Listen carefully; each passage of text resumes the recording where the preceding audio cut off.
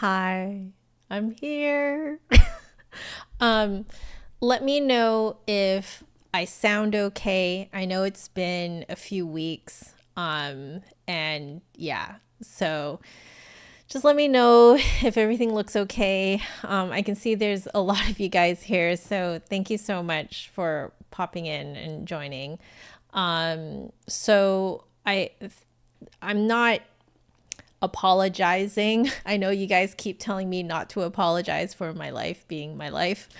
But I have been experiencing essentially what I call the caregiver crash. It's when, after or while, John is getting better, he's kind of coming, he's sort of he's still kind of flaring, but he's doing better than he was, a couple months back. But what happens to me is that I kind of crash. So yeah, it's I decided that it's probably better for me to kind of keep my my mental health in check.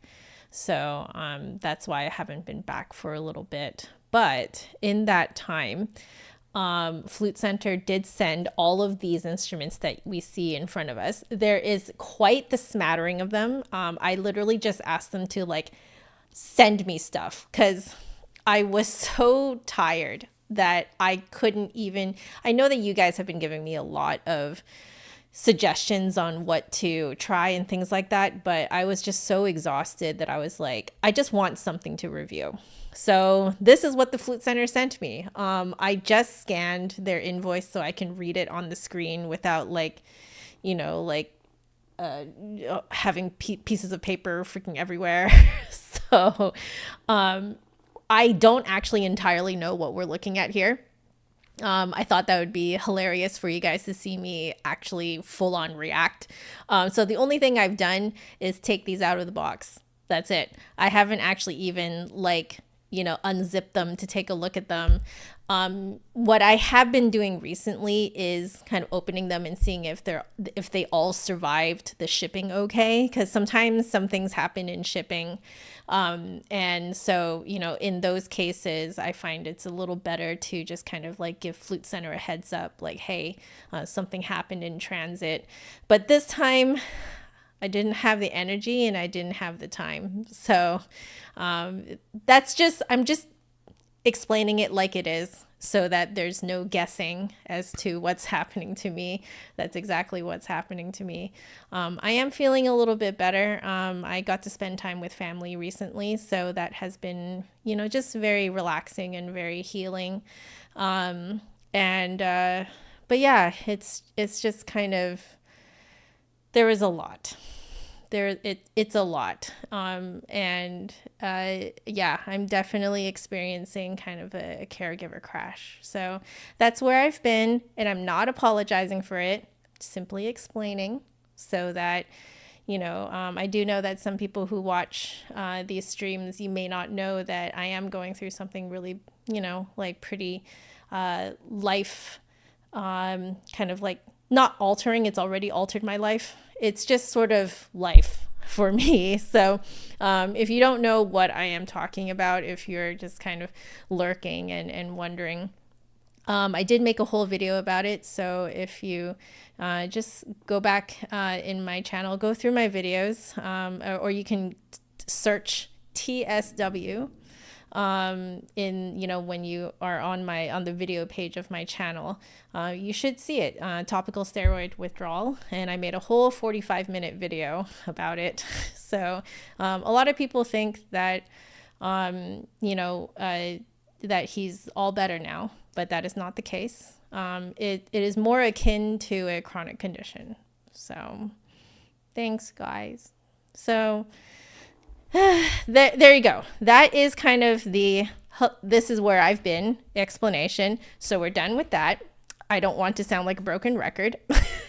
Now, the next big thing that I wanted to announce is that I will be at the Flute Center booth on the Friday and Saturday of the National Flute Convention, so NFA, which I believe is happening between, was it like August 7th to the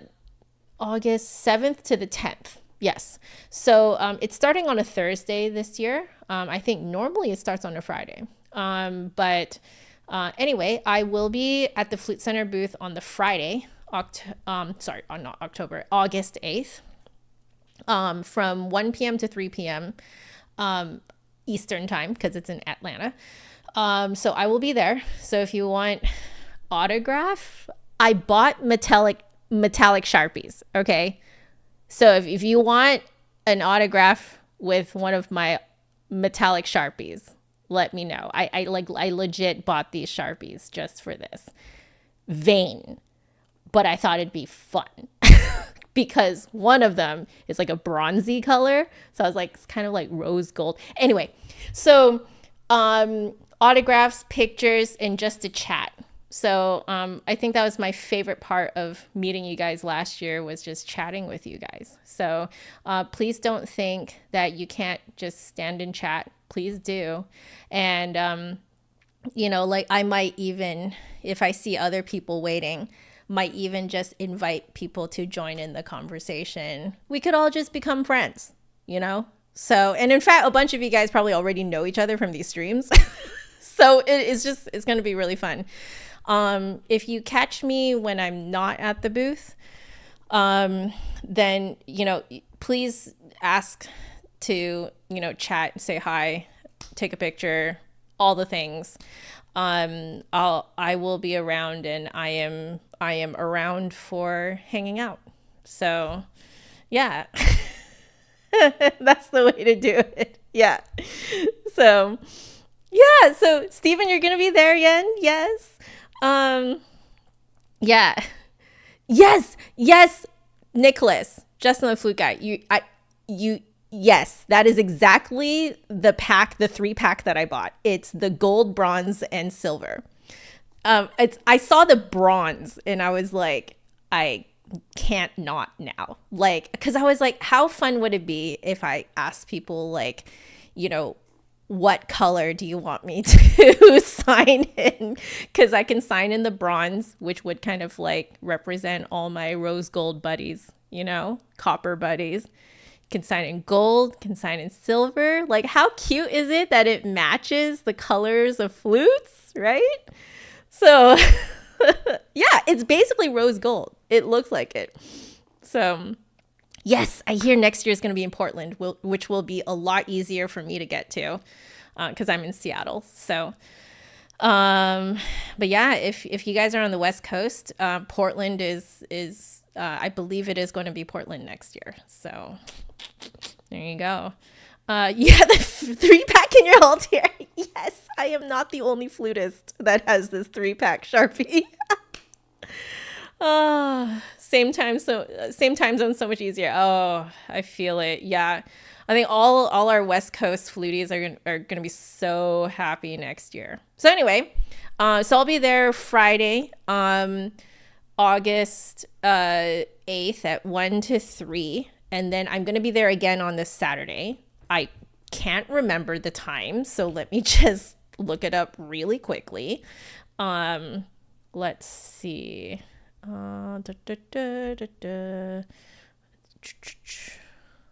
Sorry, I'm looking through my emails right now, so y'all gonna need to give me a second. A lot of these emails were kind of happening while I was sort of not doing the greatest mentally.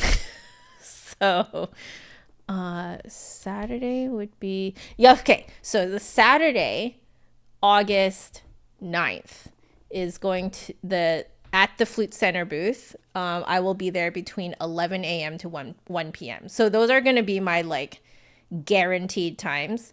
Now, so what happened last year was that I didn't always know where to hang out.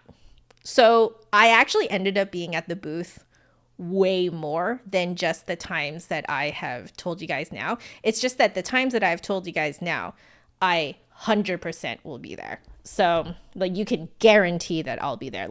If I'm not there, I'm in the bathroom. That's literally the only reason why I would not be there in those hours. So to make it easier for you guys, I'm going to put it in the video description. So I'll be at NFA. So find me at the Flute Center booth at these times. So it'll be Friday, August 8th at 1 p.m. So 1 to 3 p.m. ET.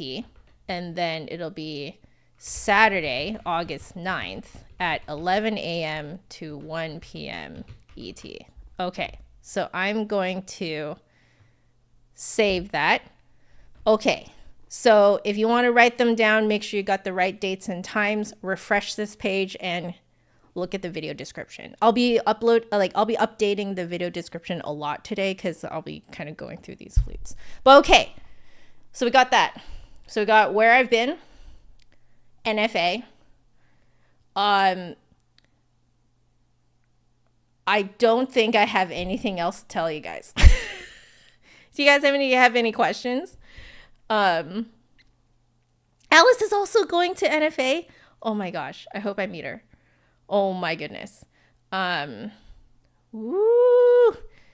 Yeah, the draw of the show floor is irresistible. So many flutes. Exactly. So like if I'm not at these booths and I'm not actively hanging out with other people, or if I'm not in the bathroom, I'm probably just around the exhibit hall. So, if you can't find me during these times, walk around the exhibit hall and see if you can find me. I heard that some people were also, I heard that some people were also kind of like texting each other to tell each other where I was. So you guys can do that too. It's fine. I want to meet as many of you as possible. So yeah. Yeah. Verkosen, if you're down for the 5.5 hour drive, I would be so flattered for 2027. I would be so flattered.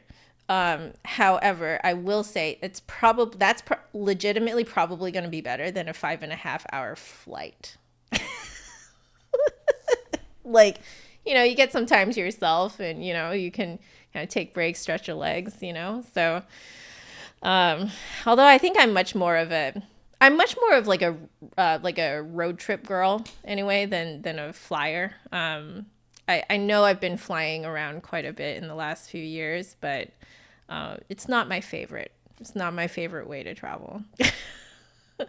But I think a lot of people can say that. You want to get a second autograph on your TNG? You know what? We'll do it. And we'll do one of the Sharpies, yeah? We'll do it with one of the Sharpies, but we'll make sure it doesn't bleed through any of the pages, okay? I'm down. I'm down to see you again. Okay. So, I did want to just kind of do my typical hello call outs. So hello, Justin. Hello, Nicholas, Verkosen, Michael, Steven, Mateo, Diane, Sean. Who else is here? Victor. Ryan.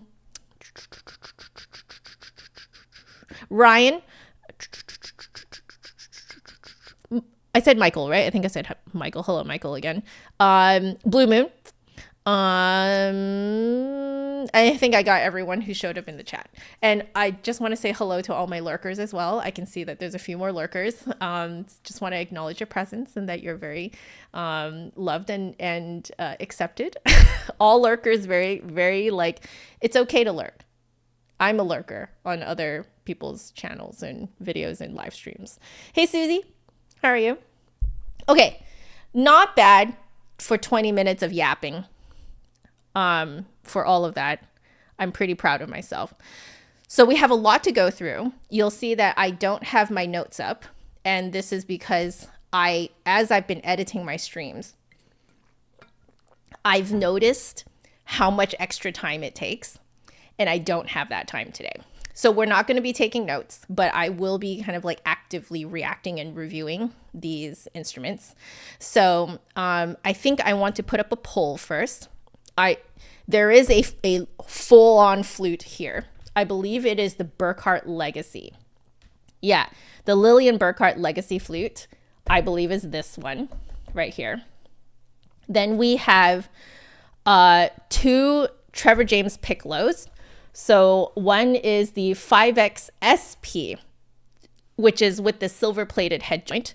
The other one is a full Grenadilla Piccolo. And then we have, I believe, one Burkart head joint with the flute here. Then we have a second Burkart head joint. This has to be the second Burkart head joint. Has to be. Let me just make sure. Is it? Yes. It is a Burkart head joint. Okay. So the Burkart needs to be reviewed with both head joints. We've got 2 Trevor James Piccolos, and then we have 3. I am so sorry because I'm about to butcher this name because it's in French. Lavoie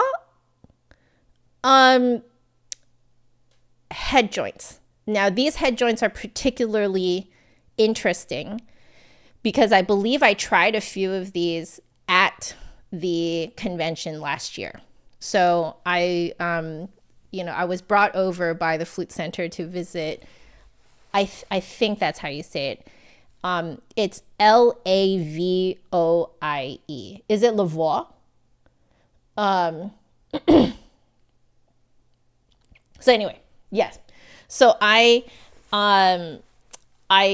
met this maker at the convention last year, tried these head joints. The interesting thing about these head joints is that it essentially, you can just pop this head joint on your normal flute and your flute just sounds exactly like a Baroque flute.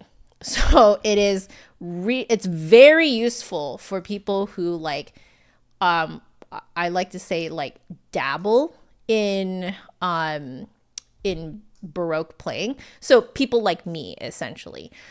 It's really nice to essentially not commit to an entire Baroque flute and you have to learn the Baroque fingerings and blah, blah, blah, blah, blah. It's just really nice to just stick on a head joint and make your flute that you're already familiar with the fingerings and the way that it, like the weight of it and all that stuff. It's just really nice to have familiarity, but then just kind of end up with a Baroque sound. I did review another maker's head joint that did a very, very, very similar thing, if not exactly the same thing. So that was a few reviews ago. I'm having a brain fart because, again, I've just been kind of dead. So I think it's the Ariel Lewis, the Palanca head joint. I believe that was the one that essentially just kind of it just played like a Baroque flute. So this has the same idea. So with that long introduction, I'm now going to put a poll up. And I want to know which one you guys want to start with. Now, unfortunately, I can't spend that long on each of them, but we're going to get through everything today. It's just I want to know what the order in which you guys want me to do this in. So what I want you guys to pick is which one do you want to see first? And then from what I see in the poll results, I'll go in the order of popularity, basically. So what should I start with first? And then we're gonna go, so it's the Burkart Legacy 2 head joints, and then we have the Trevor James Piccolos, then we have the Lavoie. Okay, you guys are saying that I'm saying it somewhat correctly. Okay, the Lavoie Baroque head joints. Okay, we're starting the poll. So I'm going to let that sit for like a few minutes and see what you guys say. And then I'm going to stop it and then go in the order. Wow. Okay, the Lavoie head joints immediately Lots of people are already very interested in that one. Okay. All right. I see you. I hear you. I'm going to have to try it on a couple of my flutes to see which one it fits on. I'm going to guess that it's going to fit better on my silver Mateki. Oh, suddenly Burkart Legacy is winning. And I did just see that Nicholas was saying that Burkart is giving away a legacy at NFA. So you guys can see what I think of it first, I guess. Yeah, it looks like Burkart first is looking like it. All right. I'm lurkers. I'm just going to call the lurkers out of the shadows. You don't need to say anything in the chat, but if you can click which one in the chat, which one in the poll, which one you want me to start with first. I'm just going to give you guys another minute or two just to make sure everyone who wants to vote has voted. But yeah, let me know. I love it. I got another lurker. I don't know who you are, by the way. I can't see who's actually voting, but it's really fun to see, you know, a few more votes come in when I call the lurkers in. Oh, we're tied. Is someone gonna break the tie? Oh, well, we got someone breaking the tie. I love it. Steven, you're scrolling through the NFA program book while listening to this. Oh, how appropriate. I did want to tell you guys something funny. So, okay, this is while we're waiting for all the votes to come in. It looks like only a few more votes will come in. So I'll tell you guys this story. I'll tell you guys this story, and then I'm going to stop the poll. So originally, I was supposed to start the stream at 1 p.m. Pacific time, and then I changed it at the last minute, 15 minutes before it was supposed to start, to 2 p.m. Pacific. And I'm going to tell you why, and it is the most stupid reason why. It is because, one, I may have somewhat burnt my mouth on hot soup noodles for lunch. And two, not only were they hot temperature-wise, it was really spicy. So most of my mouth was numb. And I was like, I can't review flutes like this. I need to... I need to let it calm down. So I'm feeling a lot better now from lunch. So that was the reason why it got changed to 2 p.m. I know it's the most stupid reason ever, but I figured that over explaining on Discord and on the whatchamacallit, the YouTube community post, I figured that over explaining was going to be too much. I figured I was like, whatever, I'll just tell you guys. Honestly valid. Thank you. I appreciate it. What kind of spicy noodles is bun bo hoi? So it's the Vietnamese spicy noodles. I went out with my parents last night, and I got bun bo hoi, and I couldn't finish all of it. So I had, the second half of it for lunch today.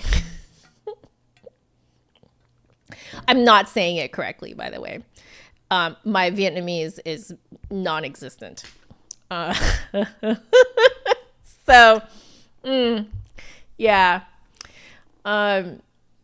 The spicy noodle thing is really funny because I routinely remind my students that you can cause swelling in your mouth by eating spicy things, eating very, like, in Chinese, what they call very heaty things. In Cantonese is yeet hay, which literally means hot air. And so, like, coffee is one of these things too. And these types of very,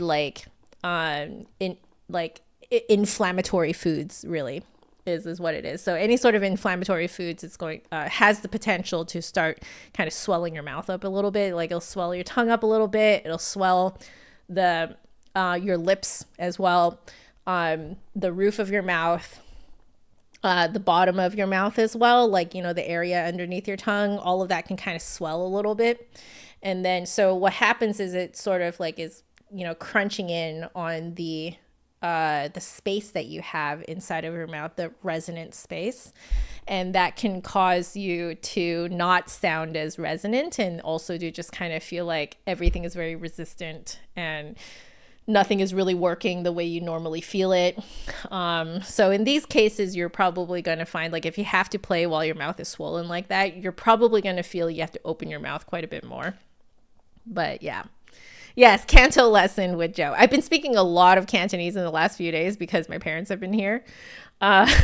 So it's kind of funny. I didn't even realize, like, half the time I don't even realize I'm like half speaking in Cantonese, because like it's just kind of what happens when you speak with your parents, you know. Do I know anything about Artley flutes? I know that they are a long-standing brand of flutes. They're more well known for the band flutes that they made, you know, several decades ago. So other than that, I'm going to be completely honest, I don't know much about them. I just know that they were very prolific with band instruments for a very long time. So you'll see a lot of vintage Artleys, you know, marching band flutes, basically student model flutes on the market, just kind of like on the used market these days. You'll see a lot of those. But yeah, Vericosa, it happens to you too? There you go. There you go. Michael, you've been counting? I've done 75 flute reviews. That is a lot of flute reviews. Okay, I'm going to end the poll. I do see that we have 20 votes now. So it looks like Burkart Legacy has won. So we're going to start with that. I'm just going to move these guys off to the side, down here, just so they're out of the way. But we're going to start with the Burkart, and I am going to open this up. Let's use our second camera here. So let's see what this baby, oh my goodness. Wow. Oh, wow. This is really, really nice. It has kind of like it feels almost rubbery in texture. But you can kind of see what it looks like here. Like on camera, it looks more carbon fibery, but when you touch it, it has the texture of like slight rubber. Like textured rubber. Yeah. Ooh. Okay. And then it looks like this is like a little push button, I'm guessing. Locking mechanism. People who have Burkarts. Does this come with a key? Can you have a key? Ooh. Oh, wow. It's very weighty. Wow, the case is so nice. Look at that. Wow. Wow, this is very nice. Ooh. Okay, so we've got a Burkart Legacy here. I'm just going to open up the second head joint. I think this is like an optional one that you can get. So I'm first going to read out the specs that is on my invoice here. So this is the Lillian Burkart Legacy flute, sterling silver hand-cut head joint, sterling silver body, traditional silver plated mechanism. Oh, because that's what they used to do, right? I'm guessing that makes it way lighter too. Drawn tone holes, silver ribs and posts, French open hole model, pointed key arms, stainless steel springs, Straubinger pads, and Lucien deluxe pads. Oh, there's both. Interesting. A equals 442, offset G, split E mechanism, C sharp trill, all the bells and whistles, B foot joint, handmade in the USA. I am noticing there is no rollers. So I'm going to see how it fares on tiny pinkies like mine. So we have two head joints that has come with this. I want to see what is the one inside of the case. What's this one? This one is the S4. Okay, so this one in here, Lillian Burkart hand-cut head joint, sterling silver tube, lip plate, and riser. 0.016 inch tubing wall, or 0.40 millimeters if that is what you usually use. S4 cut, handmade in the USA. Alone, if you were to buy this by itself, is $1,850. Otherwise, it is included in the purchase of a sterling silver Burkart flute. And this is, the Legacy is a sterling silver Burkart flute, which, by the way, I forgot to tell you the price of the Legacy. The price of the Legacy is $6,850. So all of these prices that I'm talking about right now are only as of today. Well, you could say this month, July 2025. These prices are subject to change according to inflation, so time and location of sale. You know, a lot can happen, okay, in a very small amount of time. I'm not going to say anything else about that, because then it can get very political very quickly. Now, the second head joint here is the M2 cut. So again, just reading out all the specs here. This is the Lillian Burkart hand cut head joint, sterling silver tube, sterling silver tube, lip plate and riser, 0.016 inch tubing. Excuse me. Again, is 0.40 millimeter tubing.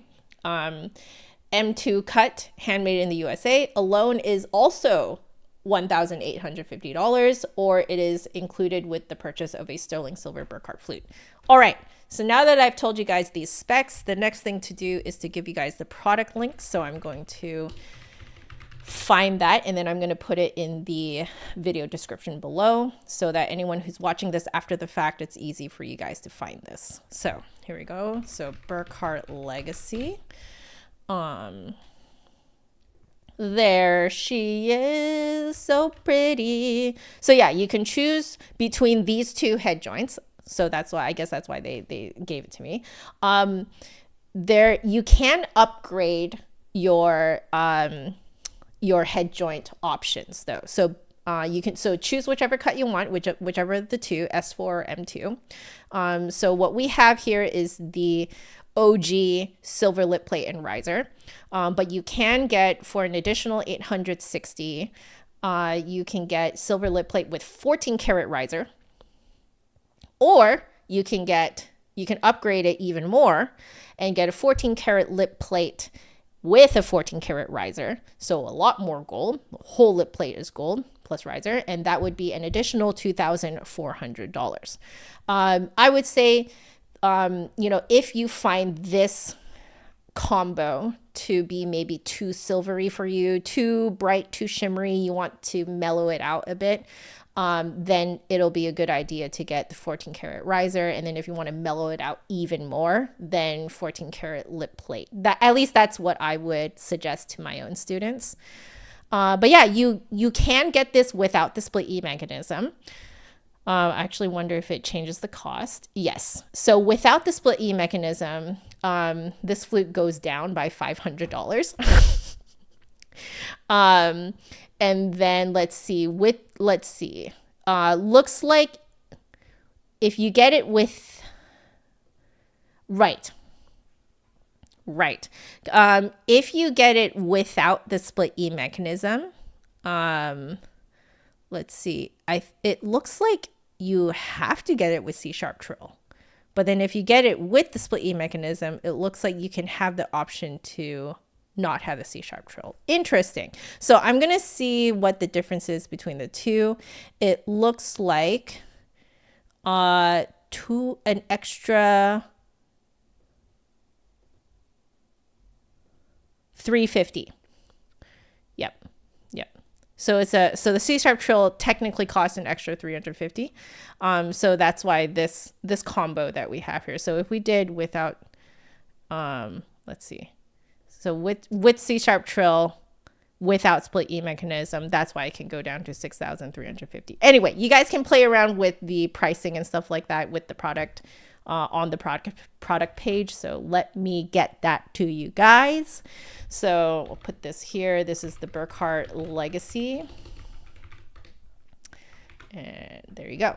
Okay, So if you would like to take a look at that product page, if you haven't already found it yourself on the Flute Center website, refresh this page and look down in the video description. If you're watching this after the fact, when it's like already like an archived video, it's already in the video description. You don't have to refresh this page. Okay, very cool. So we're going to get right into playing this flute. I think the first thing I want to do very quickly is compare the head joint, like the lip cut. Wow, they are surprisingly similar. Okay, so what I'm seeing is that the M2 cut has this kind of like more of a sharp drop off on the opposite edge of the lip plate. There's like you can actually feel this like ridge over here because it's dropping off vertically so far. Whereas the S4 has a more rounded kind of outer lip plate here. Yeah, I think you guys can even see from the lighting. It's a little hard to show because, you know, my camera kind of freaks out, as you can tell, when it comes to like silvery things. But yeah, I think you guys can see that. Yeah, this one does have a little bit of a drop off, but it's more rounded right here where I'm touching. Whereas the M2 here, this one, you guys can see it almost looks like the lip plate is like bent downward right here. There's like a little, you can actually see the fold right here. Yeah. Okay. So hopefully, yeah, you guys can really see it there from the light. So you see how like the S4 on the right side here doesn't have that crazy kind of bent look on the outer edge of the lip hole. Yeah, it like this one straight up looks like someone bent the lip plate. That's very cool. So I'm going to guess that this one is going to have sort of like a, I always find that this sort of like this sharp drop off on the outer edge of the lip hole, a lip plate, it often creates a similar-ish effect to a wave style head joint. Like it kind of allows you to play, like be a little bit more free blowing, maybe like your sound on these types of head joints, to me at least, always ends up kind of having a really nice edge to the sound, whereas something like this is going to have a much more traditional kind of sweeter, kind of softer edge to the sound. But that's just me guessing right now. Okay, but the actual cut of the lip hole is not too far off. Like I would say the S4 is just a hair rounder, just a hair. Yeah, you guys can see what I mean, right? Like it's not insanely apparent unless you're looking for it. The M2 is just a hair more rectangular. Yeah, but yes, they are both very square. Very. Sean is asking, does the Legacy offer an inline? It does not look like it. I am so sorry. I know you're an inline player. Hey Einstein, how are you doing? Out of sight, hello, how are you? Yeah. I'm right on? Hell yeah. So the S4 is more focused and sweet. The M2 is robust and powerful. Yes, that's what I'm guessing just looking at the construction of the lip plate, lip embouchure, hole, etc. Okay, cool. So I'm going to straight up guess that I personally will like the M2 more. I am that kind of player. I do like that kind of like, when it comes to a silver flute, I do like that more like robust, powerful sound. So I think like, let's say I were to buy this flute, I would probably want to try the M2, but mellow it a bit. So I'd probably get the M2 plus the 14 karat riser, but I think ideally I would like to try it with the 14 karat lip plate and riser. Yeah, you also think I'm going to like the M2 as well? Yeah. M2 with 14 karat lip plate and riser. That's exactly what I think too. Like that would be really good, you know, for me. Like if well, like at this price point, like this is very impressive for this price point. Like I think that this would have been much more doable for my family back when they were getting me my now professional flute. You know, in the last few days that my parents have been here, I've asked them a few more questions about kind of like when we were growing up, what was life like, you know, as, you know, with them parenting us and you know, just trying to survive, you know. And I got some kind of like family history stuff, or like our personal like kind of nuclear family history stuff that I didn't realize was going on when I was younger. Like I knew that at a certain point we were struggling, but I didn't know we were struggling that bad. We were at one point, it was actually worse than living from paycheck to paycheck. So, and I would say it was only maybe 4-ish years, I think like 4 or 5 years after we hit our kind of lowest point of struggling as a family was when I asked to purchase a $20,000 flute. Yeah, I'm looking back now and I'm like, one, I cannot believe that my parents made me feel so secure that I had the balls to ask for that. And two, I can't believe they still insisted on purchasing half of it. So thinking back, if this combo existed back then, like you know, at that price point, it would have saved us, I think, a lot of strain, financial strain. Yeah, everything happens for a reason. Yeah, like I think they did the right thing to make my brother and I feel very secure. But like I'm thinking now as an adult, like now I'm seeing how they were parenting us through the eyes of an adult now. Now I'm just like, holy crap. Like I understand now, I think, the gravity of, you know, how much they supported me doing this. So yes, I like this price point for such a nice flute. That is just my reflection right now. So let's try this. And don't worry, guys, this is a silicone ring. I know that it looks like a real metal ring on camera. So just wanted to clarify. I'm very impressed by how light this is. Very impressed. I think it is because the mechanism is silver plated. Yeah. To me, that's making a big difference. Like, to me, this still feels a little like a hair heavier than my flute, but I was expecting to hold up way more weight when I took it out of the case. So, you know, not terribly heavy. So I'm very happy about that. Susie, you always heard we can't afford it. I don't know how my parents never said that to me.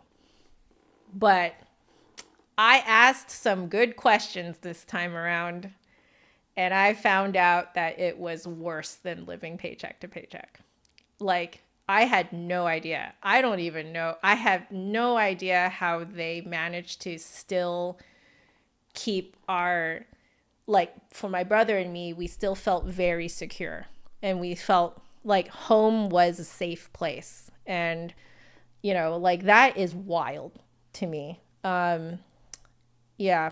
And so, of course, I asked my mom, I was like, how could you at that time still pay for weekly flute lessons for me then? Because I did weekly flute lessons clear through the roughest times that we had as a family. And she just shrugged and was like, it was a priority.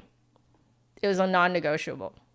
Like for her and my dad, they were like, non-negotiable. Joanna goes to flute lessons. Yeah. So I'm like, holy cow. What flute is this? Little fugue. You ask a very good question, and you have reminded me that I should put this on the screen. So let me do that really quickly. Da, da, da, da, da. So this is the Burkart Legacy flute. And in particular, the one we're trying first is the S4 head joint. Thank you, Little Fugue. Also, welcome back. How are you doing? Yeah, I can't believe it. Like, I can't believe that my parents held music lessons at such a high priority. Like, to them, it was as high priority as us just going to school. Wild, in my opinion. So, anyway, all of this, like, this whole combo here, all silver, you're looking at less than 7,000 US. So 6,850. Like, I think, maybe at that time I probably wouldn't have been able to, like, we definitely would not have been able to afford, like, comfortably afford, that is, like, doing the lip plate and riser being 14 karat. So, but I probably would have already been super happy with just the $860 upgrade for the riser. But knowing my dad, he would be like, just get the lip plate too. 100% that's my dad. My dad is like, he'll look at the price and be like, you might as well just upgrade it now. So that altogether would be what? 7,000, like 9,000, a little over 9,000, right? Like, yeah, I think a little over 9,000. So still under the 10,000 that my parents insisted on paying for my Brandon flute. So I need to stop yapping, but that's what's on my mind right now. Okay. We're going to try harmonics first. I'm going to feel it around, see what's happening. And then I'll draw for you guys kind of like what I'm feeling in my mouth.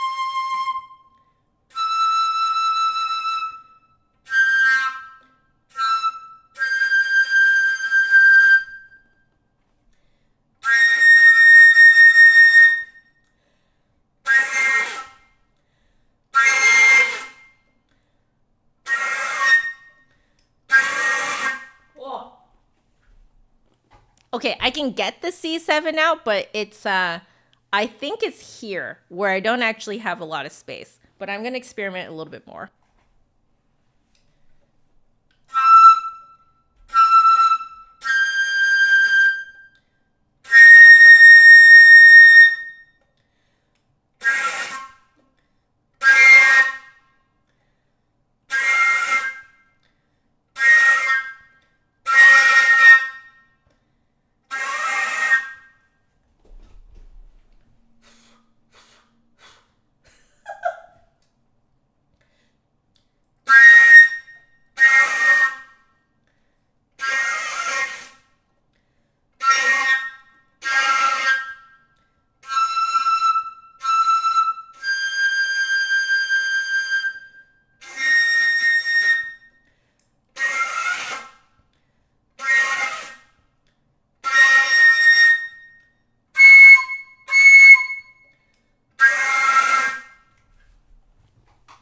it is very forward. That high C is super forward.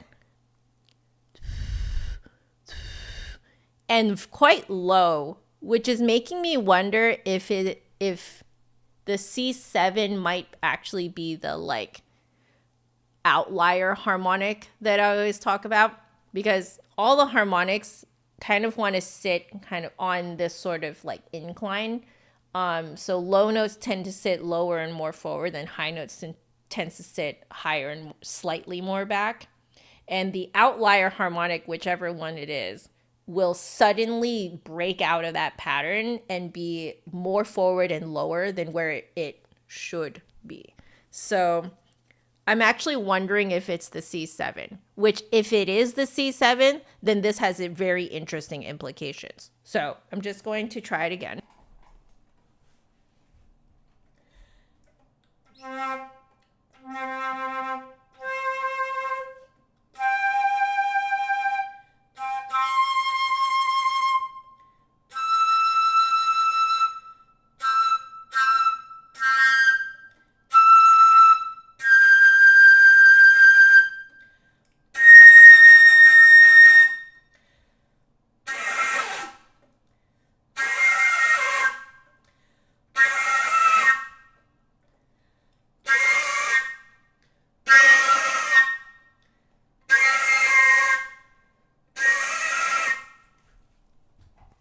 Do you guys hear it peeking out?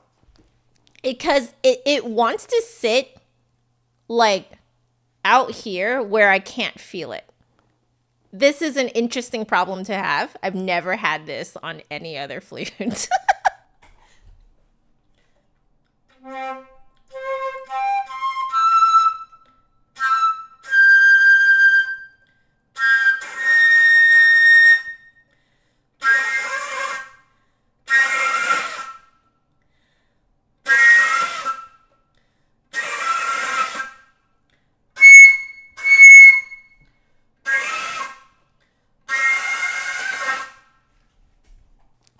I can feel it where it wants to be, but it wants to be in literally midair, where I cannot sustain the high speed of the air. Because I kind of need, like, I need a surface to blow against in my mouth to be able to sustain such a high air speed.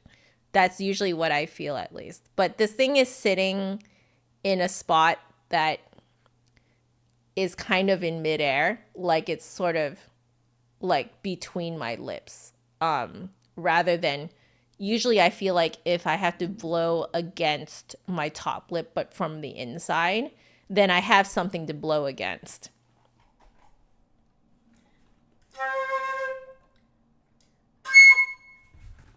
I'm gonna try your idea, Nicholas.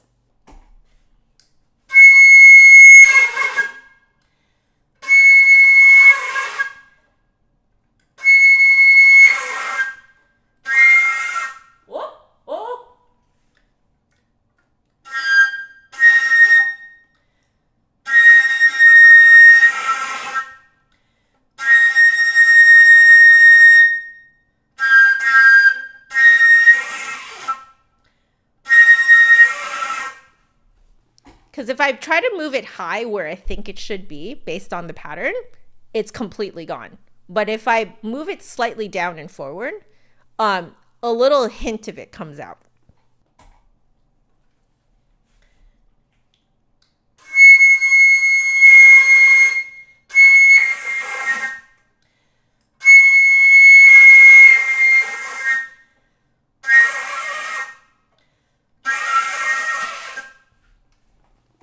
I'm going to say I can't get it out. I'm just going to straight up say I don't think I can get it out. I have an idea of where it could be, though. So, but it still has very interesting implications to me. So let me get my drawing out for you guys. I have it prepared. So this is the Burkart Legacy. Let me put this here. So wait, first off, this needs to be much bigger. Burkart Legacy plus S4 head joint. Okay. So I'm kind of going to go back and forth and draw as I go. So here we go.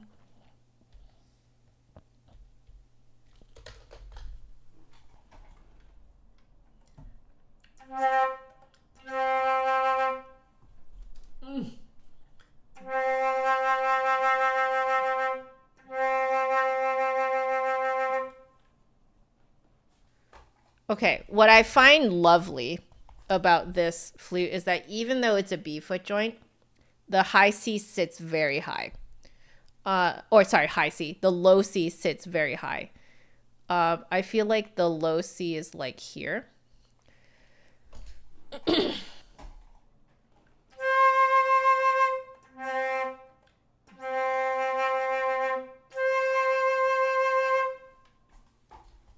And then the next C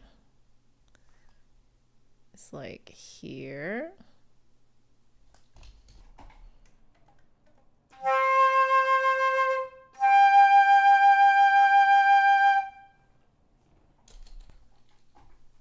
So next, the G is like here.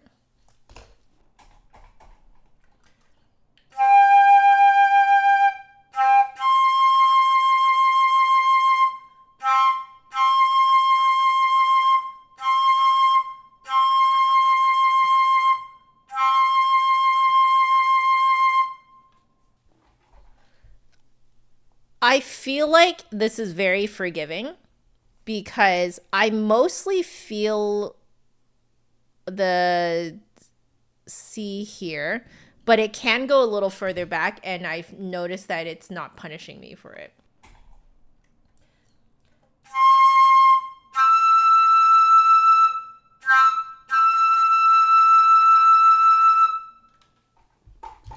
So the E... Yeah, the E I'm really feeling like here. And then the G.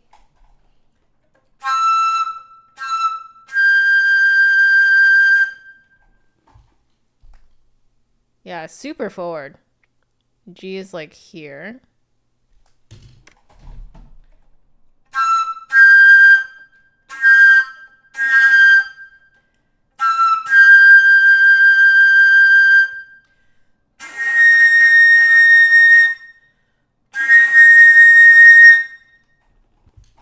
Goes even higher. This one you can already hear. It's like I can't really get it out already. It's way up here. That's the B flat.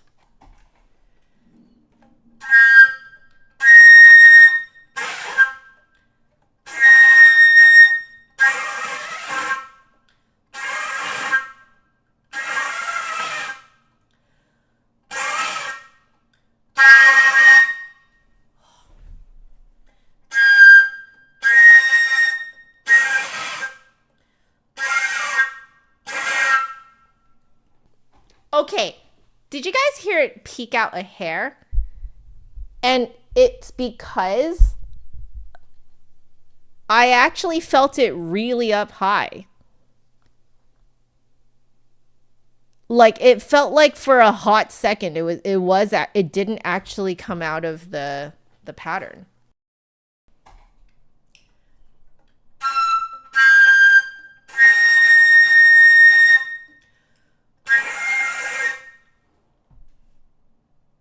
There is no outlier harmonic.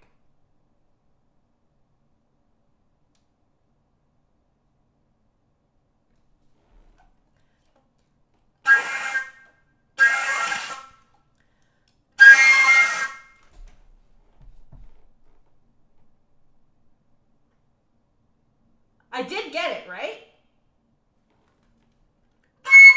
Yeah. I think I got it.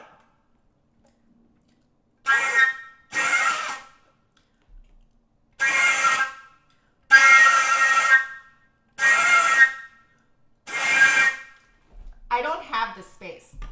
It's not there. I don't have the space. There is no outlier. There is no outlier.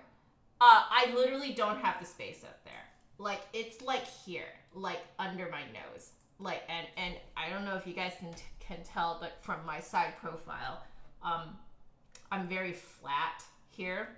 So I don't have a ton of space up there, but I think if you as the player has a lot of space up there, this is amazing, because if there's no outlier harmonic, then that means that this flute is insanely predictable. And predictable means replicable, which means reliable, which is exactly what you want. All right, let me label all of these for you guys.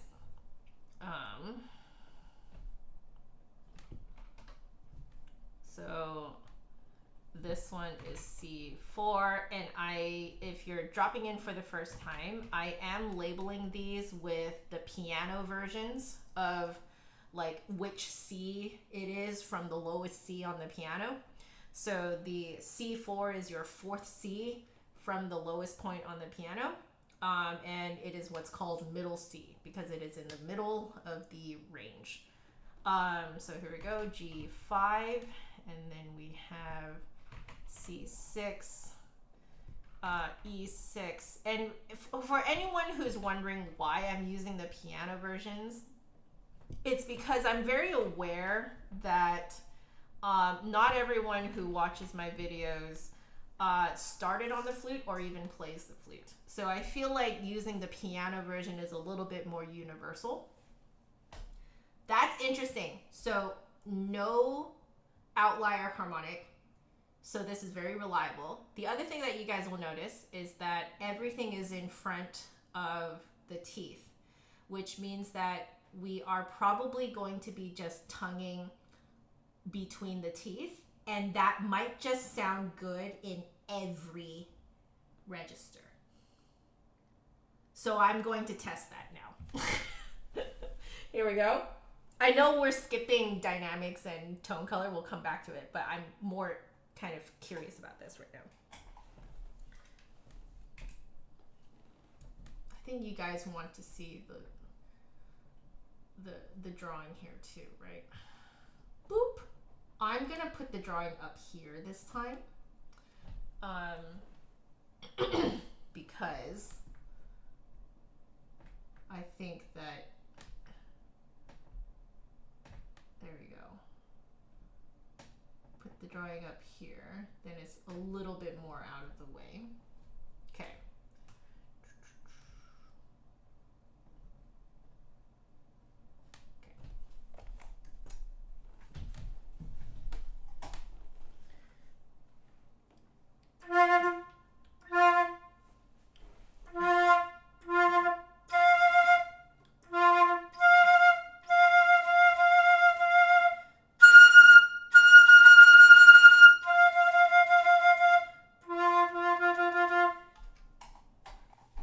That is amazing. I was tonguing in the exact same spot for all three of those Fs. Low F, middle register F, and high F.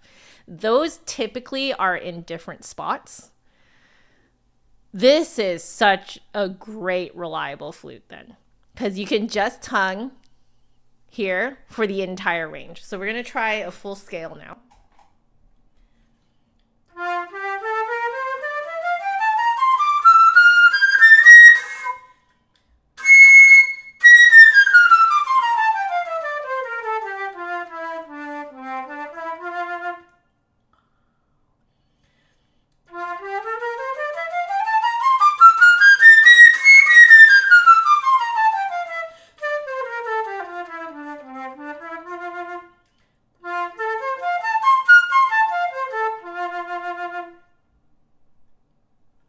Yeah.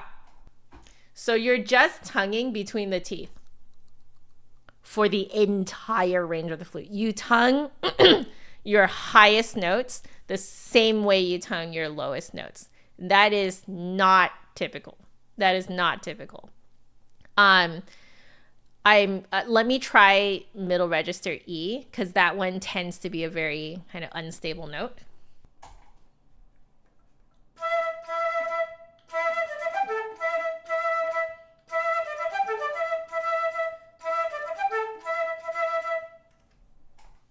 No cracks, nothing. That's incredible. Wow. We're going to try double tonguing now. So I'm going to guess, since the tonguing needs to be so far forward, the K probably has to be very far forward as well. So I'm guessing that the K needs to be kind of as close to the front of the roof of the mouth as possible. I think what I'm going to be testing is how hard I can tongue. So like how much physical contact I can make between my tongue and the roof of my mouth. I'm actually going to guess not very much. That it might feel more like I'm going lugga, lugga, lugga, lugga, lugga, lugga, lugga, lugga, and not actually making very much contact, at least with the K part of the double tonguing. So we'll try it.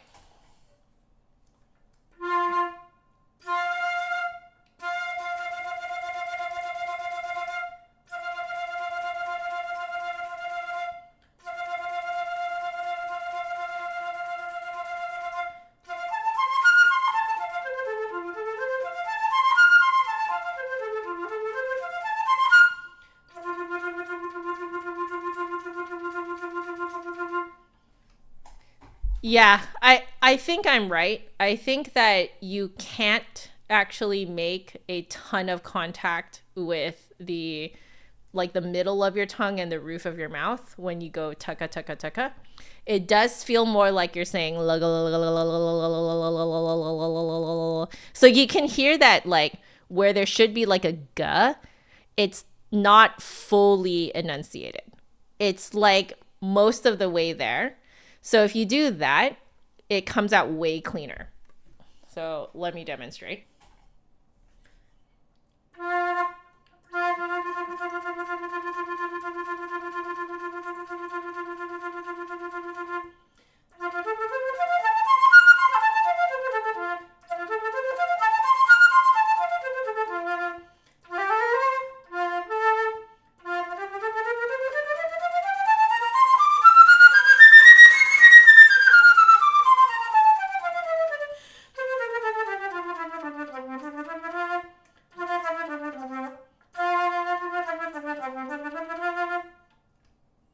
Yeah.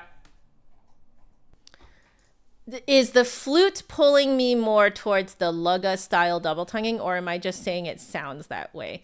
The flute is pulling me towards the lugga style. It feels like I'm saying lugga, but you guys are hearing tucka.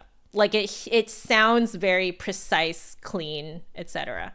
So, my reflection about this is that from my experience of working with a lot of flutes that are modeled after a more kind of vintage style of playing, this being the legacy flute, what I have noticed is this very common thing that happens when you do double tonguing. The double tonguing on like a more vintage style double tonguing seems to be this more lugga, like kind of with a lazy ga.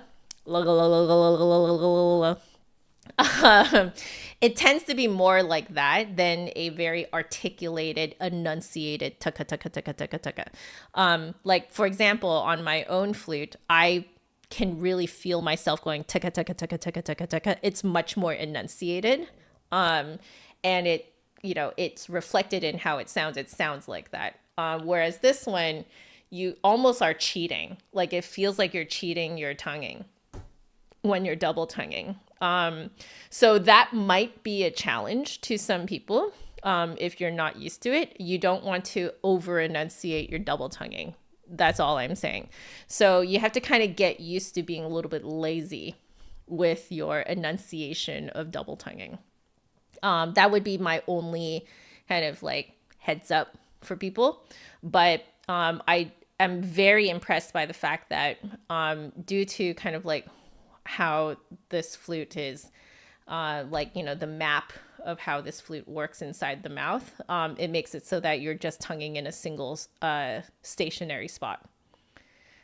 That's really cool to me. It's very rare amongst flutes these days, because you have to be literally everything has to be in front of the teeth in order to do that. But yeah, it is a more kind of vintage style of playing. I think I tried a Louis Lot some months ago, which was a true vintage flute. It's like a 98-year-old flute or something like that. And yeah, everything was in front of the teeth. So you're just tonguing between the teeth. But yeah, this way of playing, people are really enjoying it these days. So I feel like the market is kind of meeting that demand right now, which is really, really nice. So yeah, I think this also will match a lot of kind of like whatever you read in sort of like old method books of what they say like works and stuff like that. That stuff tends to work better if you have a flute that is, around the similar design as the flutes that they had back then when they were writing those method books. So you might find that if you're playing like a legacy flute, that it's actually weirdly easier to follow what people are saying in old method books. Interesting. So we're going to now try tone color and dynamics. One thing that I immediately noticed was that I am somewhat giving a little bit more space on the sides of my mouth. Like I'm kind of holding out a little bit of negative space just as like a resonant chamber on the sides here. So that's the first thing I'm noticing. And I might play with that to see if that kind of makes the tone color a little bit different. So let's try tone color dynamics, all that stuff.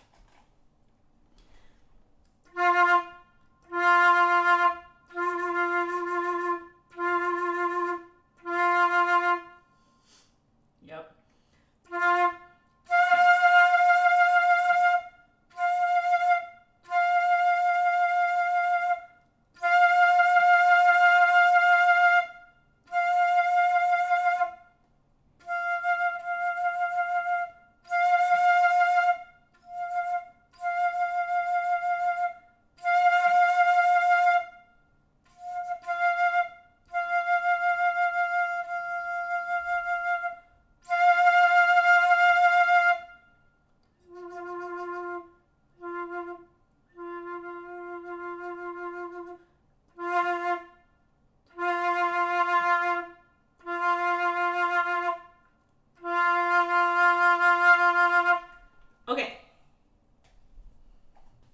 So dynamics pretty easy. It's just the size of that air bubble that I drew here. So tinier air bubble, tinier sound.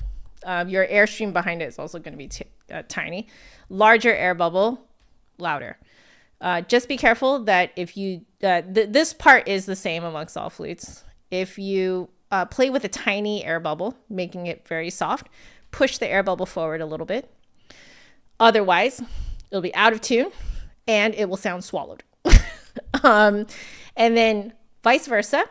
If you're playing with a larger air bubble to make it louder, push it back a little bit. Otherwise, again, intonation will go crazy. And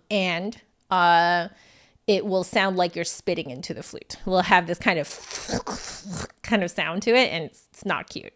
So yeah, anytime you have to make the air bubble tiny, push it forward. Anytime you have to make the air bubble bigger, push it back a little bit. So that part was very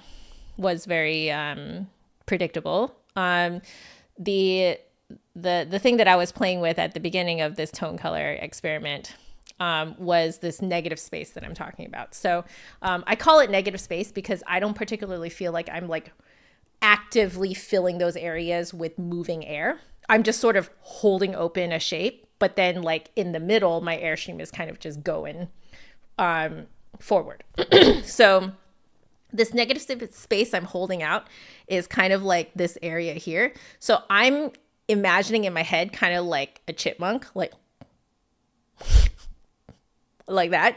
It's that space right here, kind of in the it's like in the cheek area but closer to the mouth. So kind of chipmunk area. I'm just holding the space open. That's it. If I hold the space open, gets a nice rich sound. If I close off the space, I get a nice thin hollow sound. So it's very easy to manipulate. Because, you know, the size of the air bubble is like essentially completely unrelated to it. So I did find that I could make a rich soft sound, I could make a loud, thin sound, like hollow sound. Although granted, any sort of like, tone color that edges on the thinner, hollower, not as filled out sound, no matter how loud you try to make it, how big the air bubble you try to put, on it, it's never going to sound super loud. That's just the nature of a sound that doesn't have a lot of kind of harmonics, overtones coming through underneath. But it is, the loudest, like I can go pretty loud even on a like thin hollow sound, and vice versa. Like obviously you can get a nice huge booming rich sound if you combine the rich space, chipmunk space, plus large air bubble. Or you can get this like super thin tiny piano sound if you make the air bubble super tiny and you close off that space. Super fun. So I'm going to try out the mechanism now.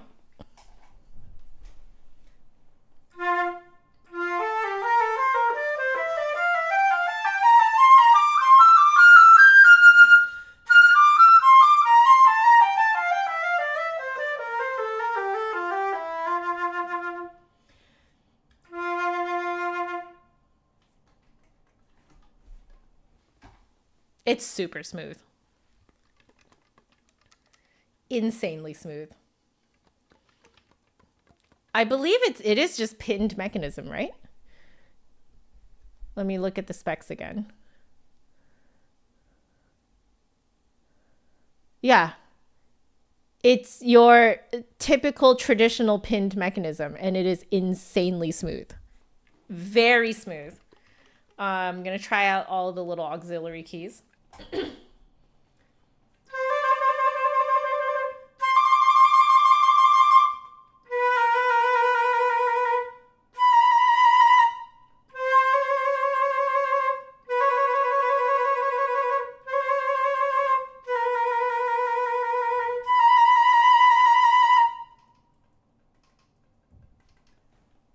There's more bounce on the C sharp trill key than there is on the B flat lever, although the B flat lever is very difficult to get it to be truly very bouncy.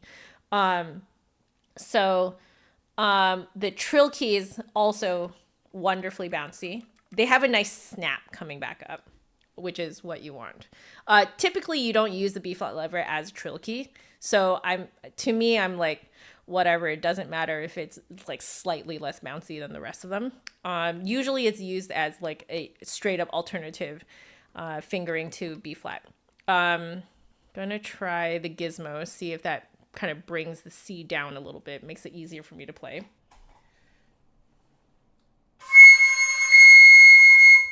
Oh yeah. I hope you heard how much more in tune it is. But also you hear it open up, and it's because, as we mentioned, that high C is actually sitting in a spot that is essentially like I can't really reach that area. That area just doesn't really, that space doesn't exist in my mouth. But I can feel that air bubble can drop downward quite far by using the gizmo. So I do have a suspicion with that C7 being so high, I have a suspicion that if they ever come out with a C foot joint version of this, for someone like me, I would then probably be able to hit the C7 as a harmonic. I think that is my suspicion. But at the same time, like with the regular fingerings, you guys can hear that I can just blast out those, super high fourth register notes, super just like, it's not a huge deal. I do have to kind of think like, open up top quite a bit, but I can blast them out just fine. I'll try C sharp and D as well.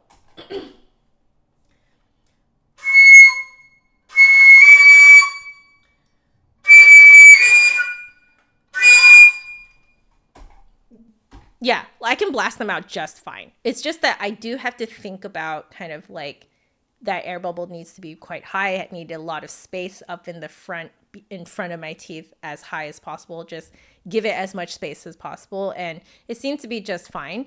I think it's like, but if I had a C foot joint on this model, I think I would be able to hit it even more easily. Not only that, what it would also do is it would actually make the lower notes kind of sit a little bit higher as well, which, you know, if you're essentially kind of like compressing the map that I have here, my little air bubble map here, if it's compressed, that means that there's even less kind of flexibility things you have to worry about. It would make it even easier to play, in my opinion. Like your low notes, your like first register notes are actually going to feel almost exactly the same as your middle register notes, which is absolutely wild to me. That would make playing low notes insanely easy. So yeah, I think I have covered everything, right? Virkosin, you weren't here for the beginning. I am going to be at, 2027. That is really far off. That's what, 2 years out from now? So I have a feeling I'll be there for the 2026 one. Unsure about the 2027 one. Don't know. That's really far off. So don't know about that one. Let's see. Everything on top plus gizmo. Oh, interesting. Let me try that.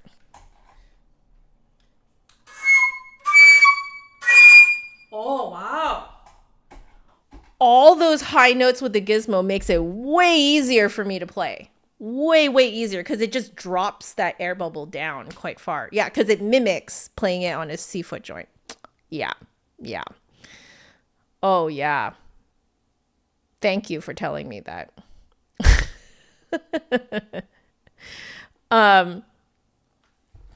Yeah, you guys are saying that the lugga lugga helps, it allows you to double tongue faster. Yes, because you don't have to enunciate it as much. You know, you're essentially just going halfway to enunciating it fully. So since you're only going halfway, you can go faster.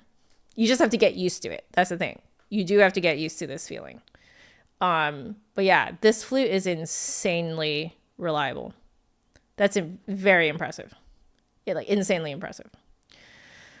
Okay, we got to move on to the M2. And I'm curious how this is going to change the map. Because we are just working on the same bass flute. A lot of times what happens is you end up with kind of a very similar map, but it might like everything might shift a little bit. Or like the size of the air bubble is slightly different, or the sometimes it's the negative space that it affects. But like usually it shares a very similar feel as the like the other head joint.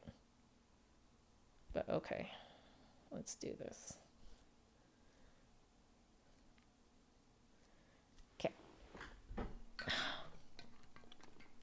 Right, I need to make the title different too. Give me a sec here. So this one now is the M2. Okay, we're just gonna make this go away just to not confuse people. Okay, here we go.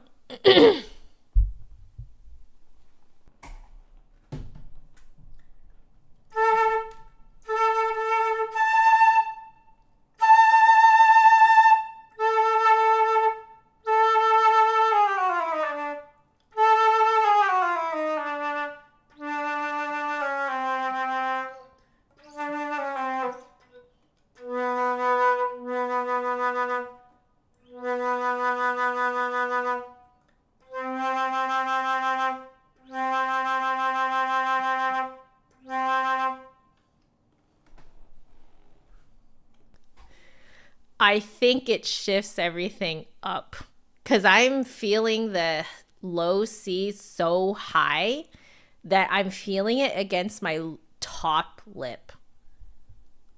Like when I'm playing, I feel it vibrating here. Right there. Like that. Woo! It does sound more like me though, doesn't it? Like, I feel like if this had the 14 karat riser, it would sound even more like me. Yeah.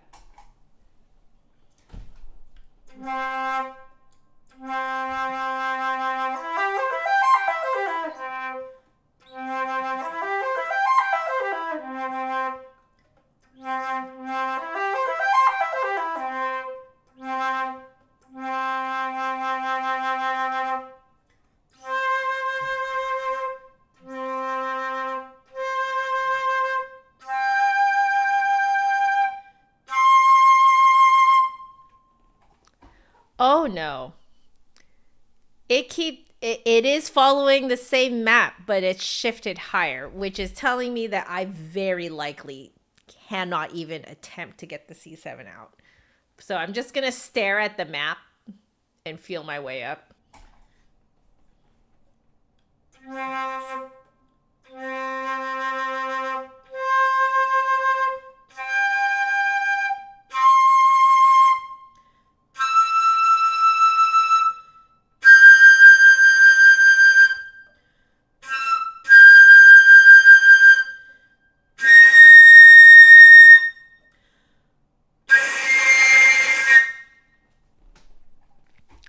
I think that's the best that C7 can come out. I am surprised that it's even coming out. What I can feel is that it seems like essentially everything shifted up, but the B flat 6 and the C7 actually sit a tad lower.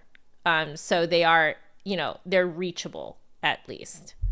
Interesting. Okay.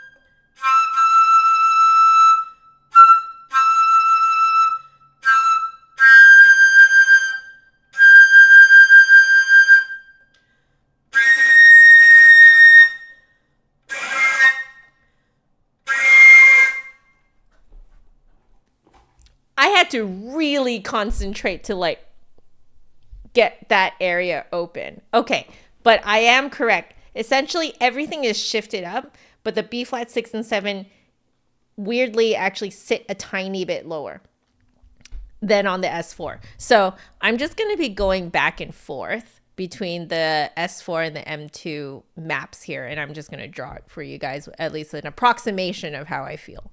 So this is the Burkart Legacy. Here we go. Let's do this. Okay, I need to make that bigger. Okay, so this one is text, and we're doing this one is the Burkart. Oh, that is very large. I don't need it to be that large. Do I just need it to be 30? There. Yeah. Okay. Burkart Legacy plus M2 head joint. So if we do our same map here. Okay. Oh, my bad. There we go. We'll do that. And then we'll do this. Okay, cool. So we have here, the C is like here. Like that is how high it is. It's actually kind of insane. So, and then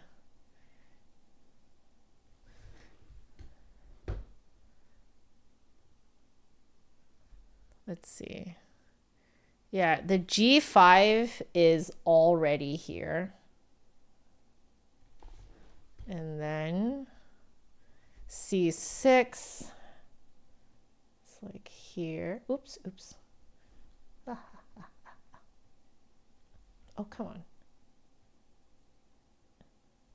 Let me check that really quick.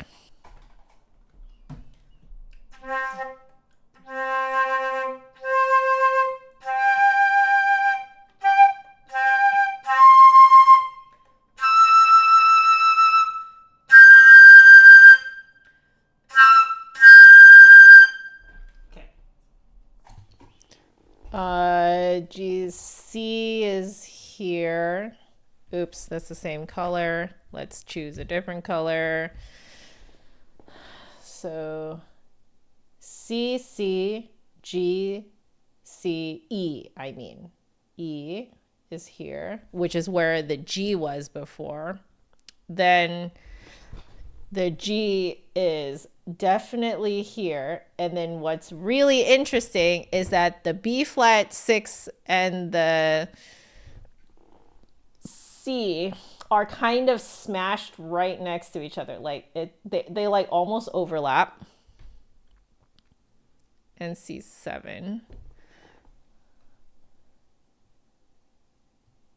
They're like that.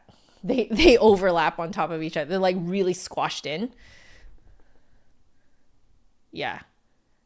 I think I drew it a bit higher, but you guys get the idea. Let me label these for you guys. So this needs to be, so this is C4,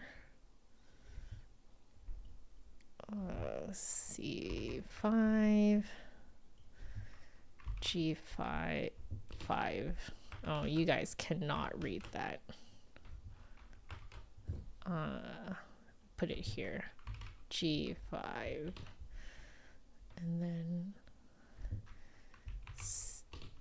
C. I'm pressing all the wrong buttons. So C6, E6, G6. Then you can like barely make it out, but B flat 6 is smashed in there, and C7.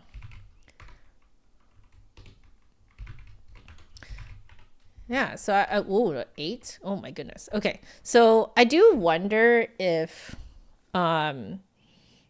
like I think this has truly something to do with like that sort of like very vertical outer lip plate, with that like that fold. Yeah,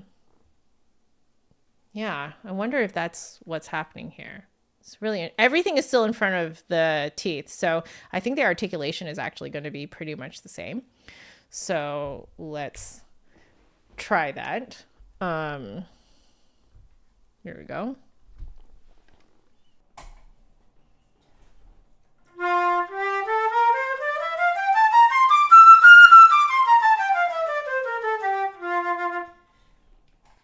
Almost the same. So I think the tongue is a hair lower on the S4. On the M2, you are tonguing between your teeth, but you are edging higher. So it's more against the bottom of the top front teeth than it is against the like the bottom teeth. Like the tongue is a hair higher, and I think it's just because everything is a hair higher.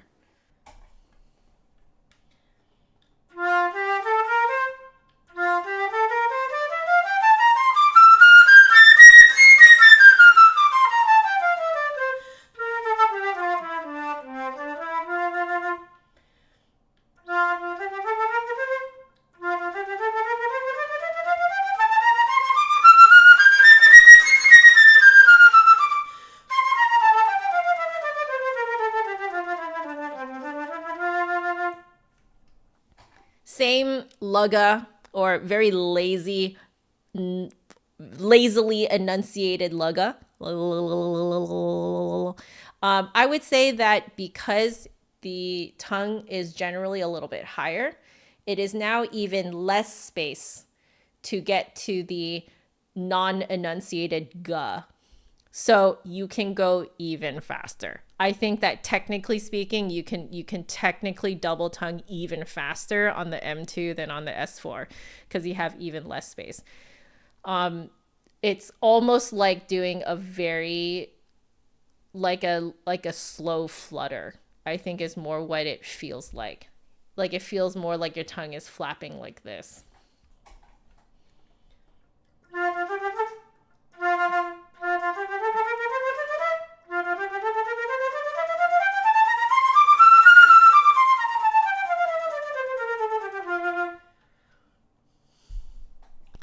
Very impressive. Yeah. So I think you can do an even faster double tongue on the M2.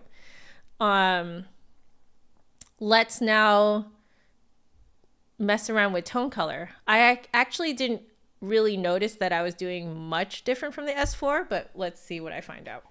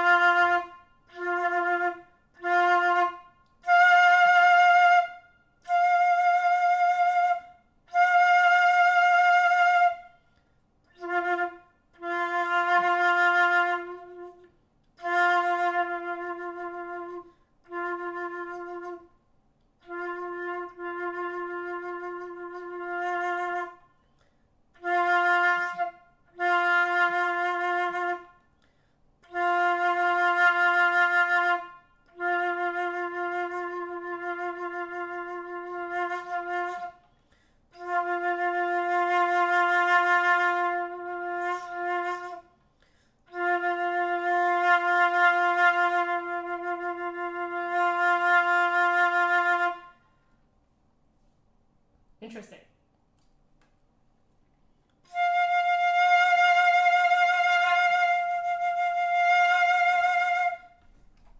Okay, in terms of dynamics, it's the same, which is it's just the size of your air bubble.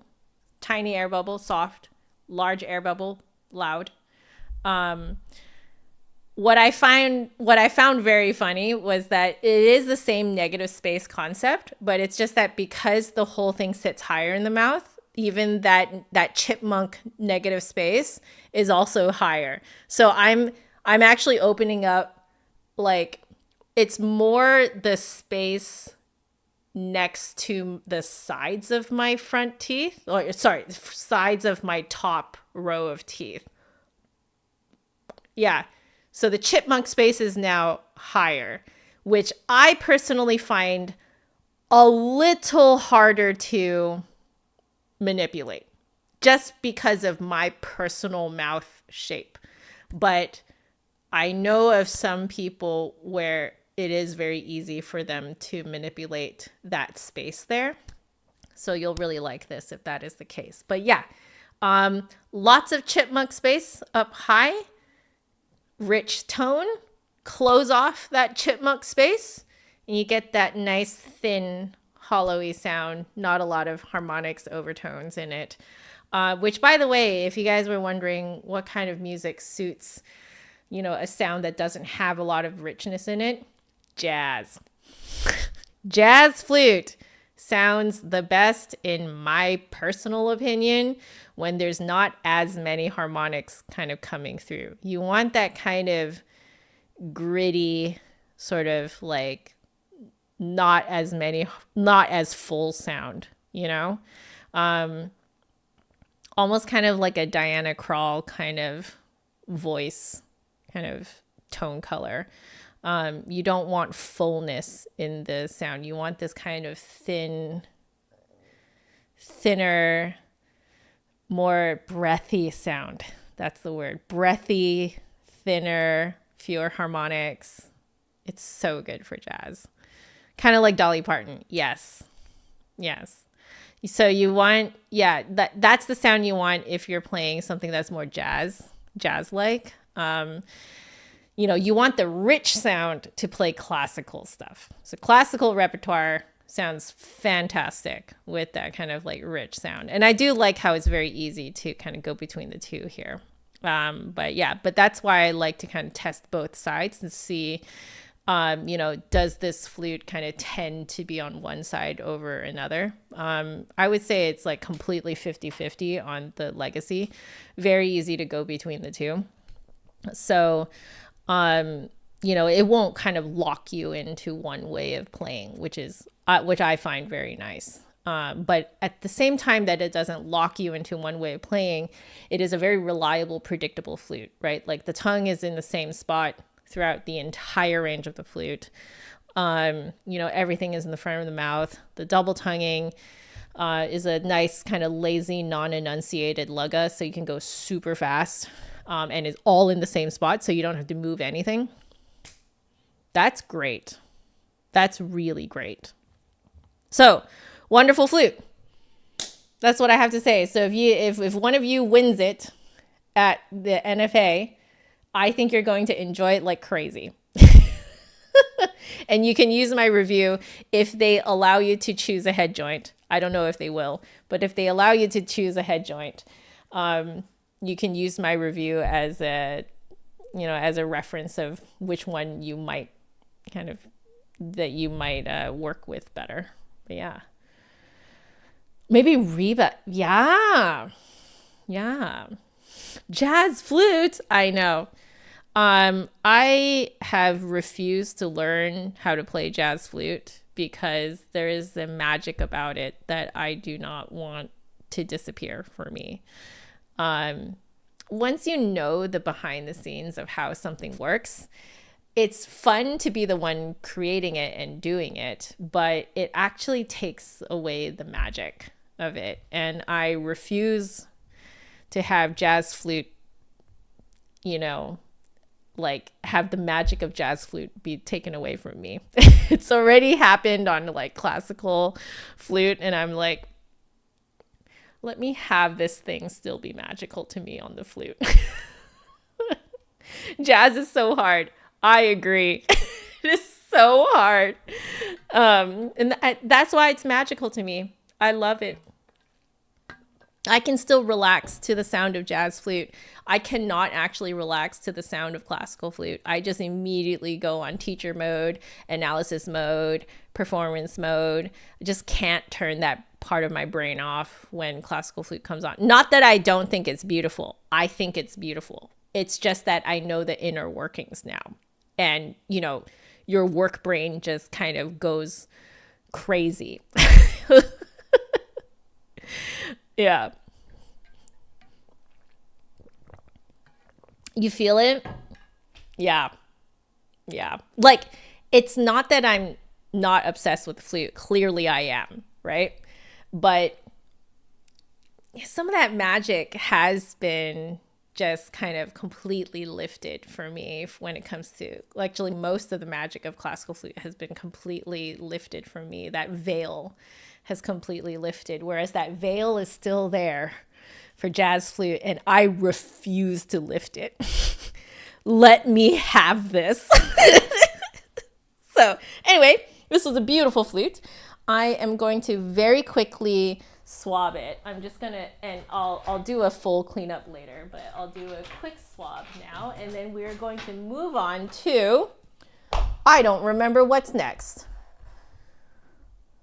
What did our poll say? What's the next one? The Lavois. Okay, great, wonderful. So let me get this swabbed out, and then we're gonna try the Lavois. Wonderful. Yeah, the Baroque Headjoints. I'm very excited. I got to try them in a very loud exhibit hall last time. So I'm very excited to hear how it sounds in this slightly more controlled environment. Okay, wonderful.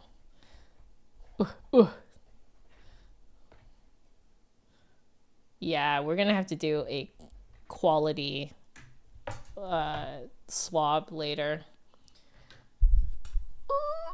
Oh, did you guys see that? Oh, that's a wee bit gross. Tell you about the convention. The convention was really fun last year. My favorite thing was just chatting with everyone. Just the fact that people can come up to me and feel comfortable enough to be like, hey, this is what I'm doing with my life in music, and this is how you have, inspired me or influenced me, or et cetera, et cetera. And yeah, it is wild. It is wild to kind of see what you guys are doing. And it was like a lot of it stemmed from you guys just binge watching my videos, which is insanely flattering. and very humbling too, you know, like it's really wonderful to see the butterfly effect of, you know, what I do in my room here. Okay. So this is just the quickest of swabs. It's just to get most of the condensation out while I try other instruments. So I am going to let these kind of sit on the side here. All right. I think better is if I put it, yeah, I'm going to put it here. Oh. Yeah, great. So I'll put that there, put this one here. Okay, wonderful. So I will be able to see those. I don't know if I want to put it there. I'm going to put it down here, nice and secure. Down here. Okay. Wonderful. So that's on the side. I'm now going to try these lovely Lavoie Headjoints. By the way, CAM.VOYAGE online. Go get yours. By Just Another Flute guy here in the chat who just sent me his newest design. So I was going to take a look at this at the very end. But in case you're wondering what I was using. Okay, so let's update all of this. Okay. We are now looking at Lavoie Baroque Headjoints. All right, so I am going to open these up and then we're going to read you guys the specs. Then we're going to find the product page so that you guys can Google at it as well. And then we will get to playing them. So, right. Cool. Okay. Let's. Ooh, that's very cool. So, comes with, I needed to focus on me. All right. The head joint itself. I do like how very Baroque it looks. Okay, wonderful. And then we have Lavoie flutes, Montreal. So Canada represent. Looks like it comes with a polishing, is it a polishing cloth? Yeah. And then we have here, oh, he gives you cleaning stuff too. So a tiny cleaning rod. And I think this is for oiling it because it does come with, and he's actually, is this empty? Yeah, this one is empty. So I think they, let me see if the other ones have oil in them. No, they are currently empty. I'm guessing what you need to do is buy your oil. That would make sense because there's the possibility of this leaking. That would make sense. So I think you buy your own oil and then you can put it in here. Yeah. Yep, they're empty. So if I am correct, let me see here.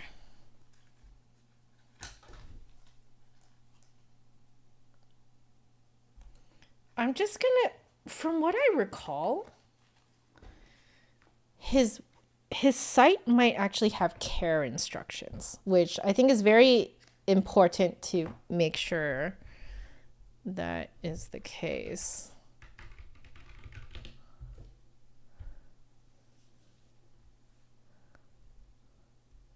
let's see. Head joints. So he does have regular head joints as well, but these ones that we're looking at are the Baroque ones. Let's see. Basic maintenance.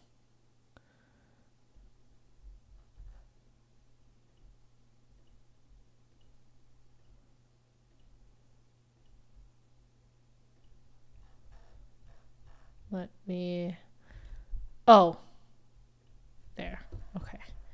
Let's see if that'll take me there now.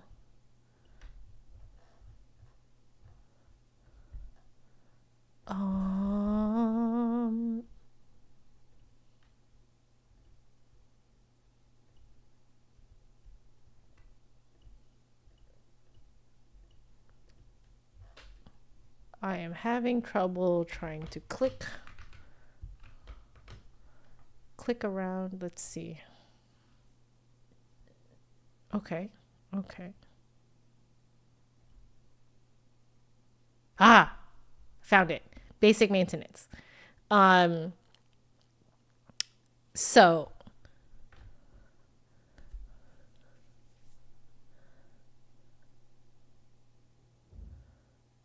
So he goes through a break-in process for you guys, gradual breaking in.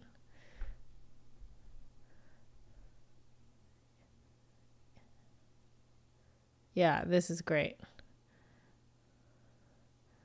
After playing, highly recommended to re-oil the head joint before storing it in its case, even if this is not required after every single cleaning. Yeah, oil the inside, before each playing session, oil the inside of the head joint using our oil stick, which I believe is this. Yeah, so he provides you a little bottle. But I think you need to purchase your own oil. I believe the Flute Center has like a wood flute kit. So let me find that for you guys as well. I'm going to link all this stuff for you guys. So if I look up, so wooden kit, if I look that up, it's probably going to,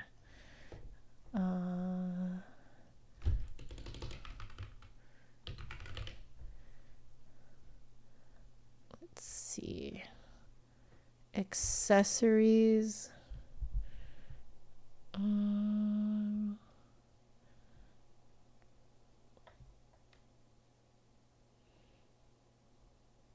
Let's just go to instrument care.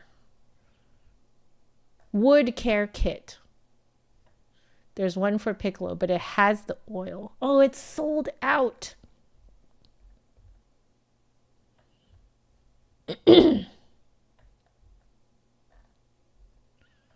I will still, I think, grab that link for you guys.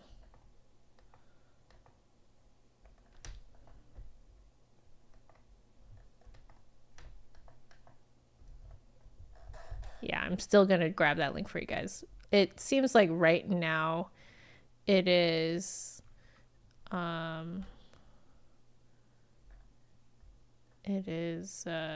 sold out. Oof.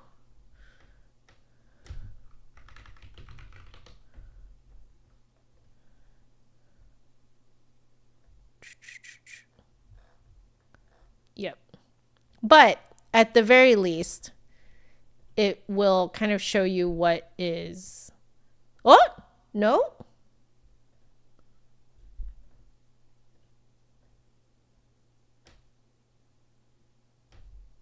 On one part it said it's sold out, but on another it doesn't. So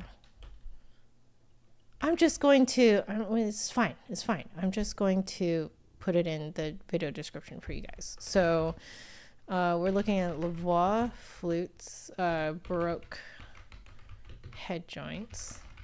We'll put here Flute Center wood flute care kit, so you guys can take a look at that. And then the head joints, let's find them since we're on the, oh, right, basic maintenance. We'll do that here. Basic maintenance, instructions, put it there. And let's find these ones. So what are we working with here? So we have this one. We're going to put all the care stuff, I think, back in here. All right. So there's that. Oh my God, what a beautiful one here.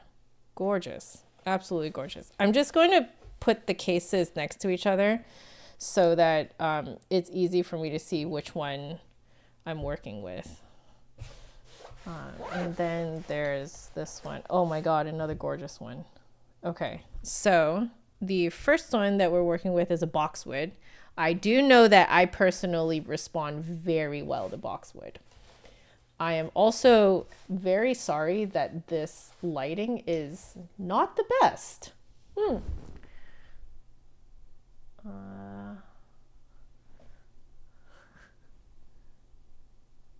Yeah. Why? Okay. I think if we go like this, it's a little bit overexposed at the moment. Okay. We have here a boxwood one. So Lavoie Baroque Headjoint, French boxwood tubing, fake ivory ring and crown, good. We don't want real ivory. Brass tenon, handmade in Canada. Oh, there is a whole description in here. So let me read the whole description here. The Lavoie Baroque Headjoint offers the warm, expressive sound of a traditional traverso. So that's what a Baroque flute is called, is a traverso, without needing to relearn the instrument. Its small oval mouthpiece and fully wooden crown deliver a rich, woody tone perfect for Baroque and early music. Crafted from aged, high-quality woods, each head joint is a blend of traditional artistry and modern precision. The tone color, let's see if it's... Oh, okay. So the tone color for each one is actually... what's the word? The tone color is different, like different descriptions per. So for the boxwood, the tone color is described as bright, light, and warm, with the sweet timbre typical of period flutes, very lyrical. And here we go. The accessories included with each head joint is the cordura case with padded cotton velvet interior, the oiling stick, which is this guy, empty bottle for maintenance oil, as I noted, the cork positioning rod, here we go. So this little line here, it should show up right in the middle of the hole when you put it in. So let me see if I can show you guys that. Yeah, do you guys see how the line shows up right in the middle? So that's how you know that the cork has been placed correctly. And of course doubles as a cleaning rod. And let's see, small pouch containing business card and polishing cloth. So that is the polishing cloth here. Wonderful, wonderful. So all of them have this. I love that. That's great. Okay. So let's move on to this one. This one in the middle here is the Lavoie Baroque Headjoint Cocobolo tubing, Grenadilla ring and crown. Wow. This is Grenadilla. Oh my goodness. I don't know why it didn't occur to me when I looked at it that it was actually made out of wood. Let's see. And brass tenon, handmade in Canada. And then we have the description here. Now the tone color for this one is warm, powerful, and dense with deep resonance, fast response, and rich expressive tone. Okay. And then we have this one on the right here. Probably I'm going to really like because it is Mopani. So again, the Lavoie Baroque Headjoint, Mopani tubing, fake ivory ring and crown, and then the brass tenon here, handmade in Canada. The tone color is excellent projection, focused and assertive tone. Sonority closer to boxwood with bright clarity. Is that why I like boxwood?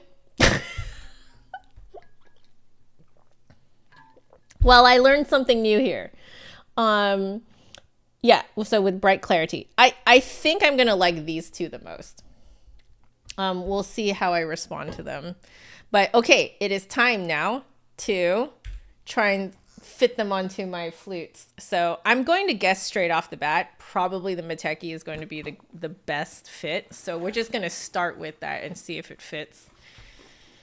Here we go. So boxwood, perfect fit. Let's just go with that, eh? So we're just gonna go with my Meteki. I had this feeling, guys. I was like, I think it's gonna just fit right on the Meteki. Okay, wonderful. And this setup is probably going to be closer to what most of you guys will have with, if you purchase these Baroque flutes. Most people have a silver flute. So I feel like this is a pretty good flute to try this on. Okay, so we're going to try this. I'm going to noodle around a little bit. I will try the harmonics and see what I make of it. And we'll see. I don't really know exactly how I want to do this review, but we're just going to react to it and see what happens. Okay, here we go. Okay.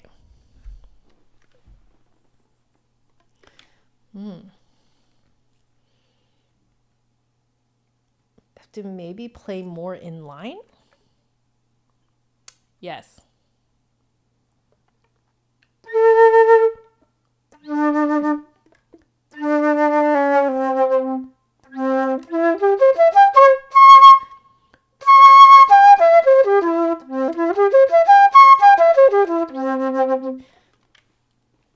So something. Let me noodle around for you guys again.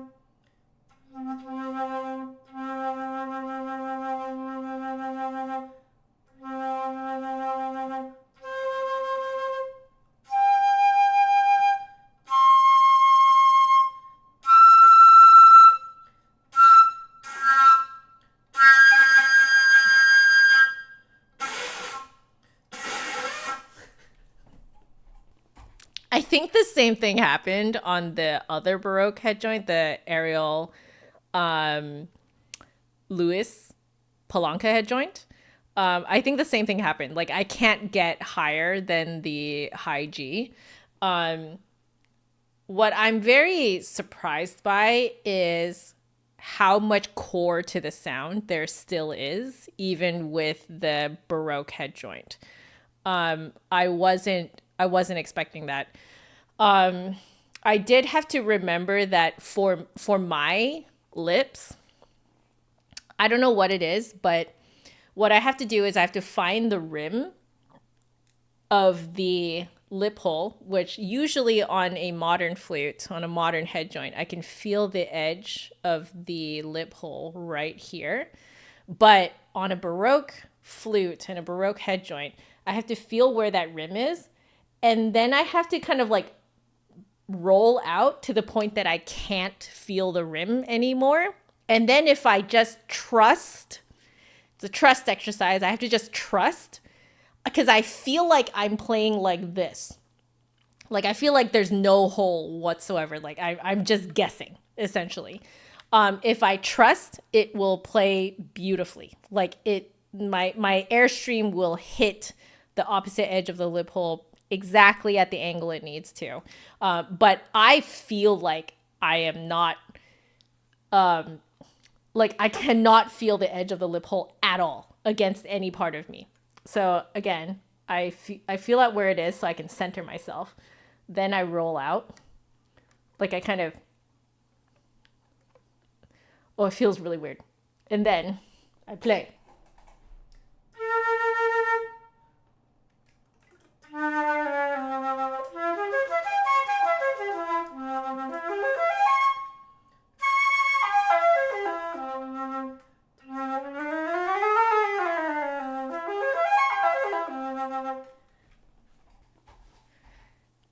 Yeah, I am very impressed with how much core there is to the sound. So this one was described to be bright, light, and warm, with the sweet timbre typical of period flutes, very lyrical. I would agree with that. I would absolutely agree with that. I think what I would add to it is that it has a really nice focused core to the sound. That is a little bit more reminiscent of modern flutes in my opinion. Like it maintains a little bit of that. So if anything, it might make it just a little bit easier for people who are more used to modern flutes. It just might make it a little bit easier for modern flutists to kind of like get used to this way of playing. So anyway, I forgot to link this for you guys. It is going for $1,399.99. So $1,400 USD. So let's put this here. So this is I'm just gonna say it's the boxwood one. So the boxwood, and then we have the Cocobolo, also going for $1,400. So Cocobolo is that one, and then we have the Mopani. So here we go. So the Mopani is there. Okay, wonderful. So if you guys refresh the page, you guys will see the product links below and the maintenance, and also Flute Center's wood care kit, which has like the oil and stuff. So I'm going to experiment a little bit more, and then we'll do some drawing. Oh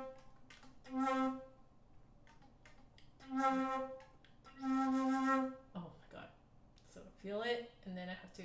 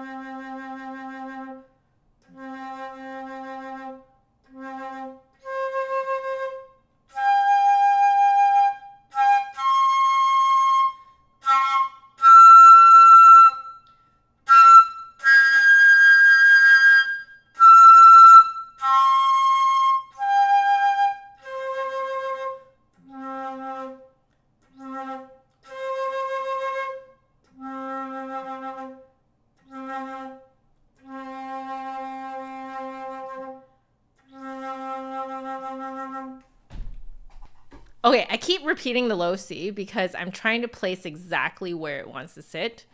I'm finding it easier to place the higher notes, but that low one, I think I'm still guessing. So I'm going to try it again.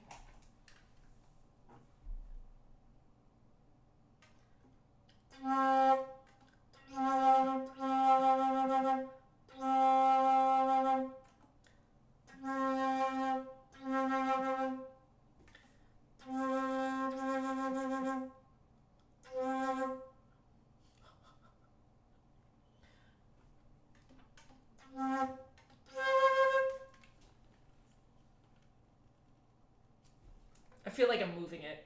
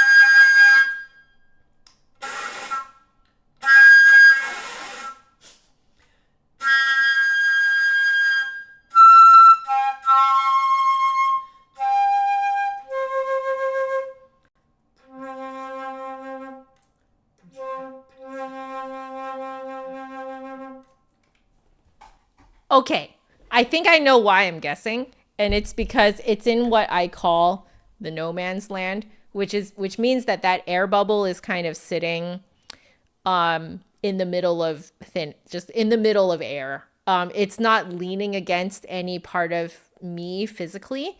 So that's not a problem, by the way. It just means that this probably doesn't fit me personally, but it might fit someone else. But you guys can just kind of see this as a an approximation of how these things play. So let me grab another page open here. I'm going to draw for you guys what I feel. So again, this is the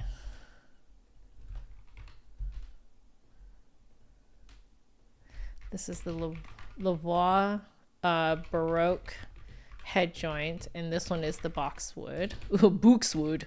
Okay. So the low C, it's interesting because I almost kind of feel like I have to lower my jaw quite a bit. So I'm playing with a dropped jaw. So maybe I'll do that first. I'll make a note of that first. So first thing is let's see. There we go. So the jaw, this area drops downward. Okay, so drop the jaw, and then the C feels like it's just in the middle. It's not touching my lower lip or my top lip. And then everything kind of starts, I can start feeling it against my top lip. So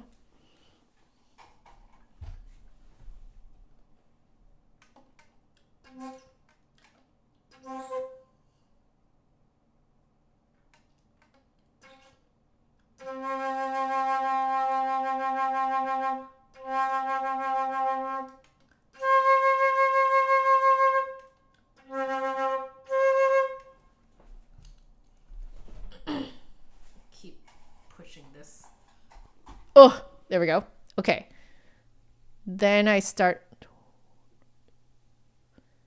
feel it like here.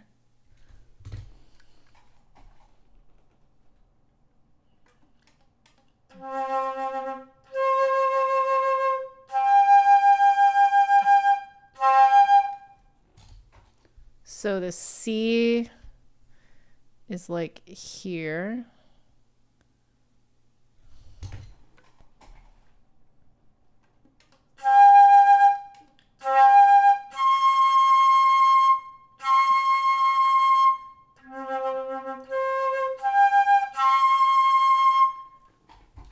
Okay, the G sits right above it.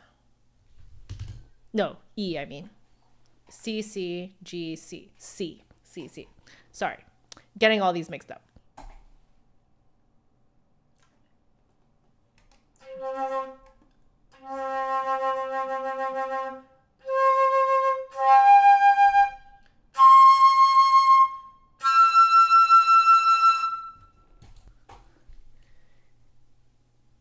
E.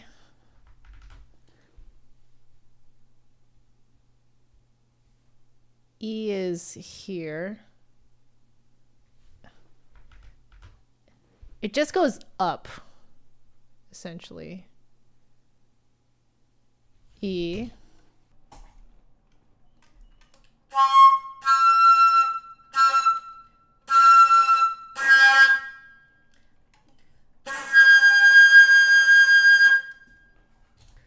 Oh, the G is pretty difficult for me to get because it's like up here where I really don't have a lot of room. And then I'm assuming the B flat would be way higher than that, but because it's so far forward, it's like right up against, it's more against the fleshy part of the inside of my lip than it is against the teeth.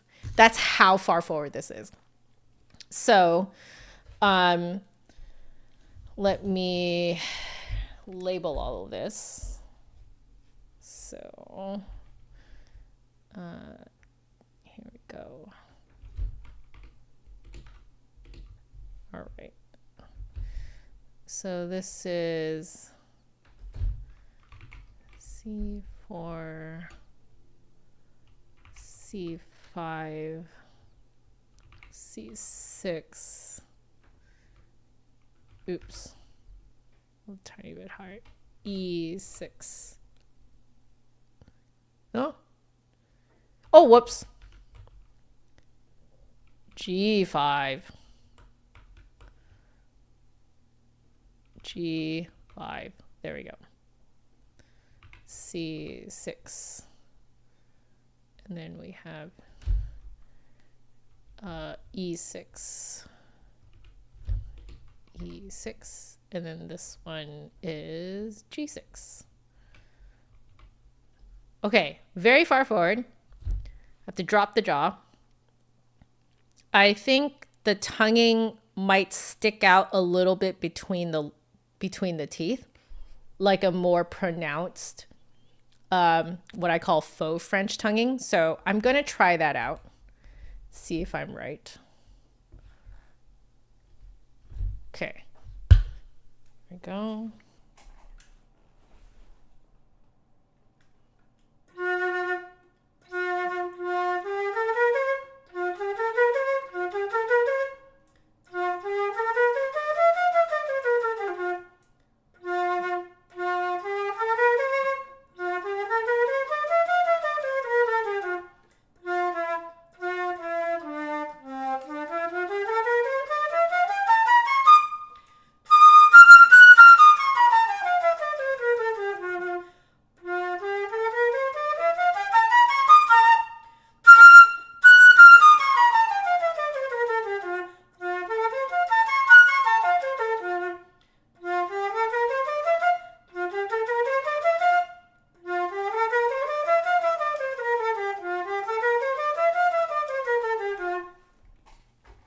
So I'm only hearing a minor difference moving my tongue forward and back. I am hearing a difference though, so it is there, but it is very forgiving. That's what I will say.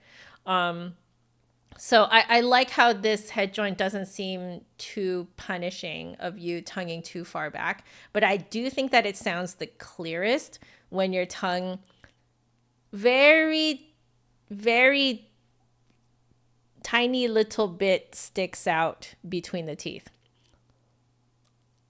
Like if it tongues like that, rather than like that. So if you stick it out just a hair, I find that it gives it a little bit more clarity. I'll try it again.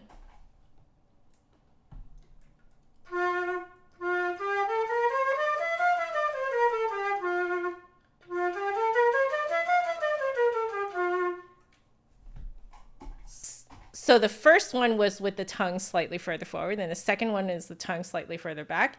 The second one didn't sound bad, but it just wasn't as clear as the first one.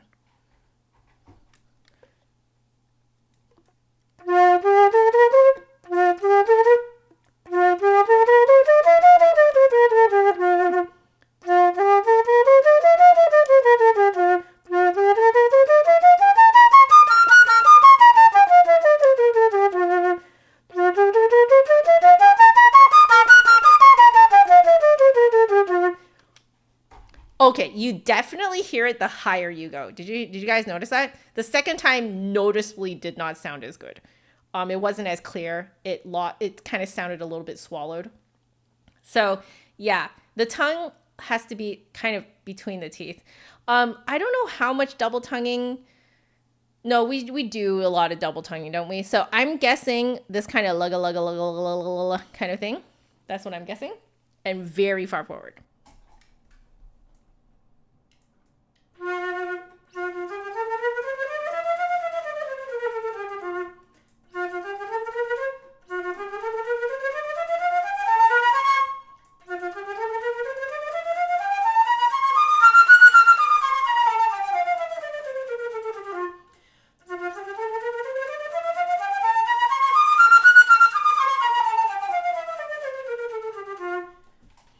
It's much closer to what I was reading in the, what is it?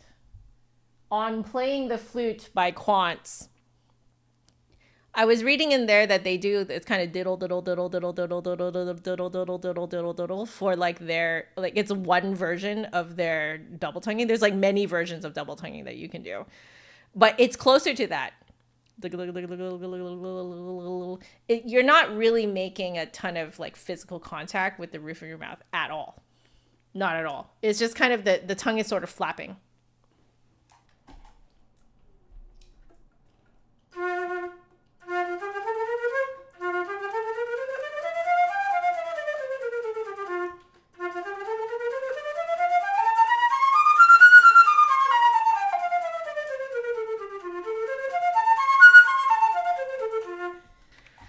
But it is very forgiving.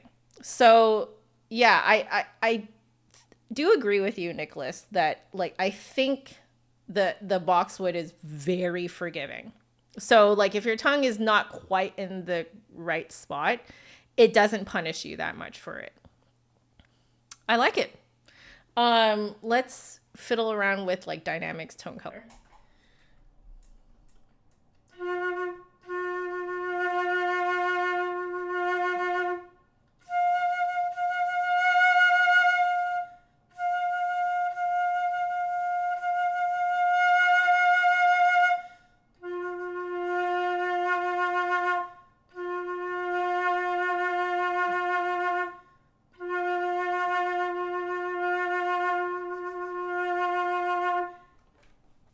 Okay, I know why I had to drop the jaw, because if I didn't drop the jaw, it would lose all of the like richness and kind of the overtones in the sound. So yeah, it is you have to kind of carve out a lot of space in the bottom half of your mouth. You know, like kind of what it feels like if you're to like stuff marbles there and then force your jaw open with a few marbles in there. That's how you get a richer sound. And then if you close off that area, then you get that super, super thin sound. The loudness, as is very typical for a Baroque flute, there's not a lot of dynamic contrast, because like I can do a tiny bit, but it is very typical of a Baroque flute that you can't do much dynamic contrast. So what you're actually doing is tricking your audience into thinking that you are doing dynamic changes by if you see a forte coming up, then you get softer before it, and then you like kind of snap into a louder sound. And then if you see a piano coming up, you actually crescendo right before it, and then you drop down. So you do need to have a little bit of a difference, but beyond the little bit of difference that this can make, it's really just kind of smoke and mirrors that you're using when you're playing Baroque music. So, or when you're playing on a traverso. So I'm going to try a little bit more of dynamics.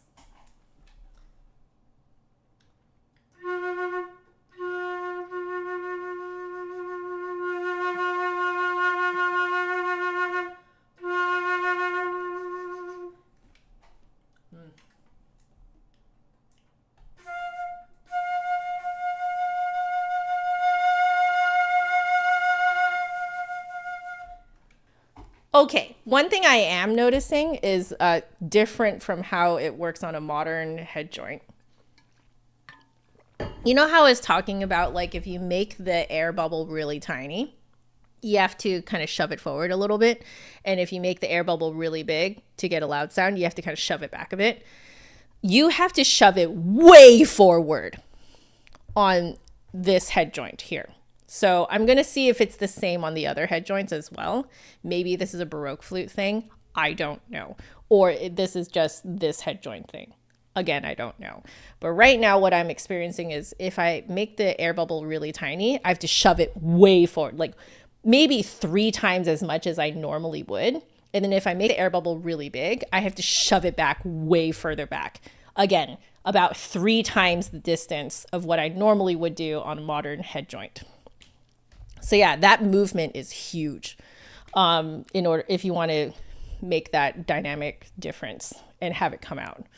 So yeah, wow, it's pretty crazy. Okay, I think that's about it in terms of how this one plays. I do want to play a little bit of my favorite Bach sonata, which is the Bach B minor. So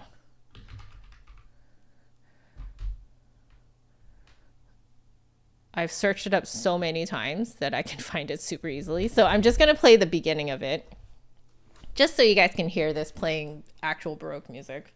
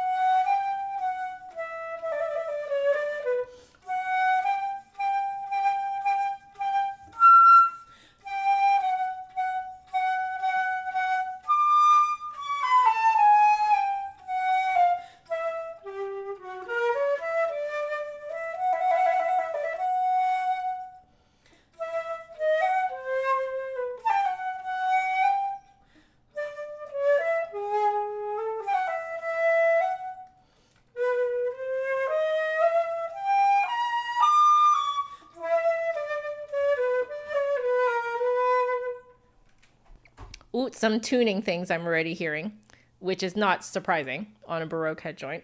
So I kind of want to try get that high D to sit correctly.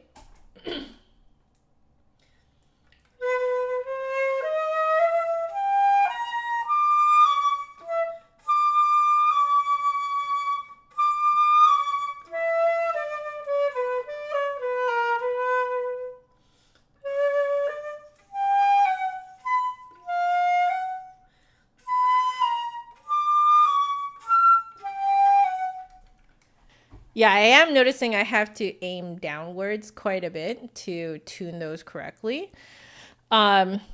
What's funny to me right now is that I'm immediately hearing how I wish this was at 415. Really wish this was at 415. So I'm going to just pull out like an absolute maniac and see if it sounds better. Just in case. I'm curious.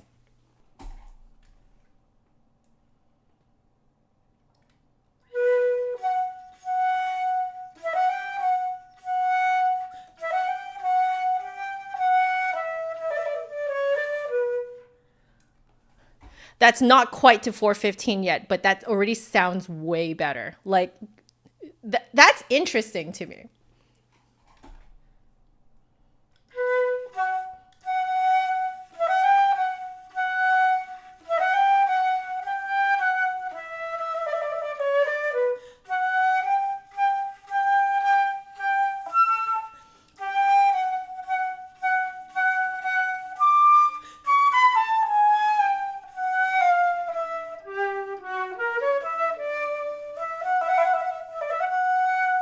Yeah.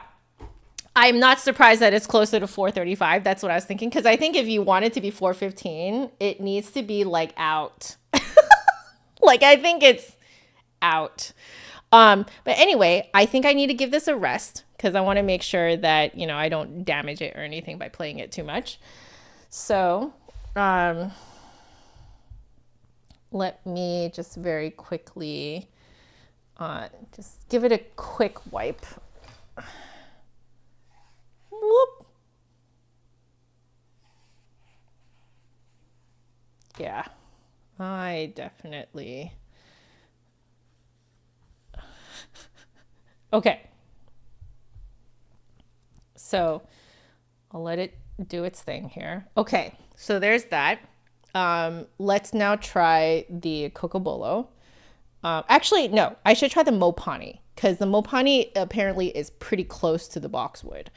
So again, the Mopani was described as warm, powerful. No, I'm wrong. Excellent projection, focused and assertive tone, sonority closer to boxwood with bright clarity. Okay. Sounds like more projection, more focused. Maybe a slightly more modern sound to it is what I am getting from this. So let's do this. And I guess what I should do here is Mopani. I forgot to label the other one as boxwood, but I think you guys figured what I was doing. So Mopani head joint. Okay. So we'll try this one. Okay. Oh, wait. If it's this loose. Okay. Does it fit? Does it fit? If it's that loose.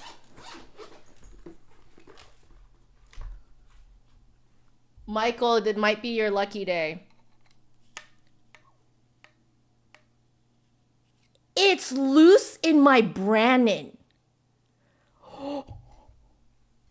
Okay. Wait. We need to keep some things the same though. So unfortunately, this has to be a later thing. Okay, we'll do it for fun. But right now, what we need to do is we need to compare on the same body. Oh my God! Yes, it fits Rose. Yes. Okay. But for now, let's get this to fit our Mateki. I cannot believe it. I cannot believe it. That's incredible that it fits. It's actually loose on Rose.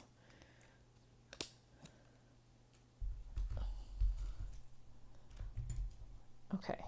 So now that I've like spent some time on the boxwood figuring it out, I think this might go a little bit faster with the Mopani. But yeah, it is very loose in the Mateki, so I'm putting on a lot. Do I have plumber tape? I still don't. No. I know I am long overdue to get plumber's tape. I know. And yet, here I am. Okay. I'm going to make it thicker just like this. So I only have to really... Is that too thick now? That is too thick now.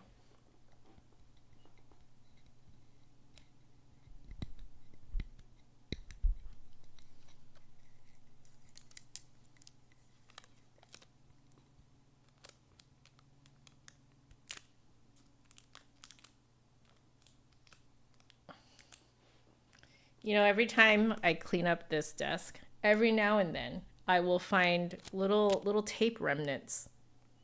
And it's because I'm doing this.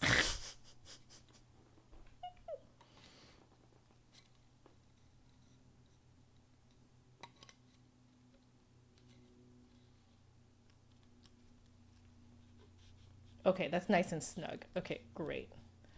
So now it will for sure not fall out or anything. Okay. Okay, cool. So, let's mess around.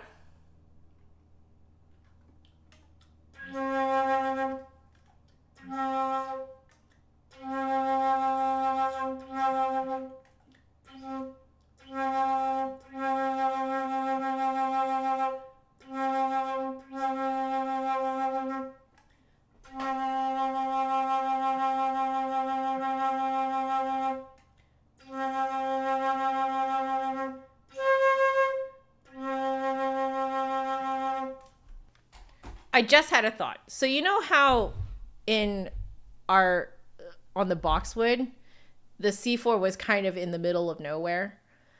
I wonder if I was playing on a B foot joint, if it would lower it enough that you could feel it against your bottom lip.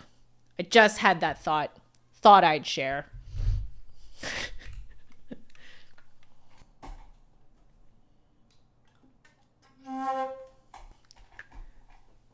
Hello, Flute Berries, Jenny, right? Hello. Also, I saw that Team was in here a little while ago. Hello, hello. How are you doing? I know it's very late for me to say hi. Hope you're doing well. Hello, Frank. Hello. Okay. Here we go.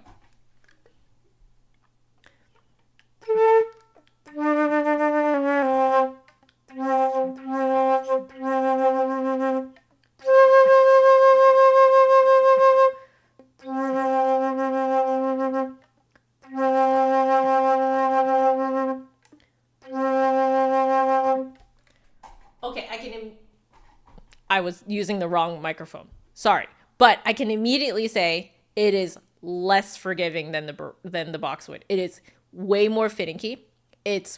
But like it feels like it wants to be in approximately the same area as where the boxwood is, in terms of like where that low C wants to sit and stuff. But it is way more finicky. Yes, it is way more finicky.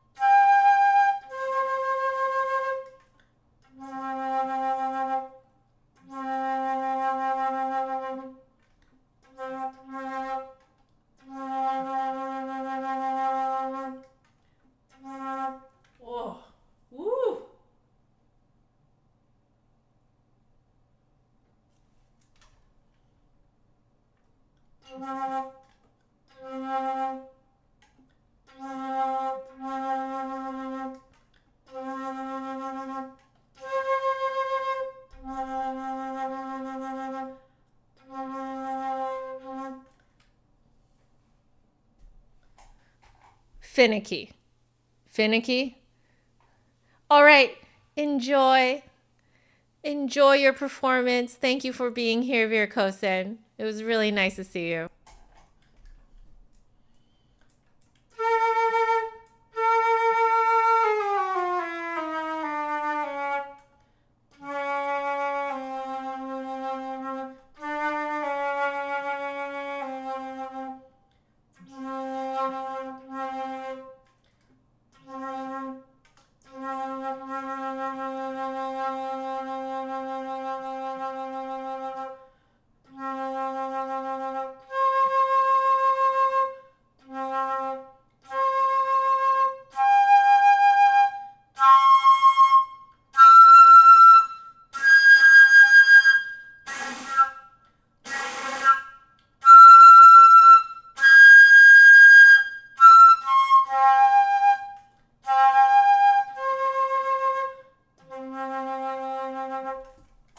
Okay, can you guys hear that I figured it out?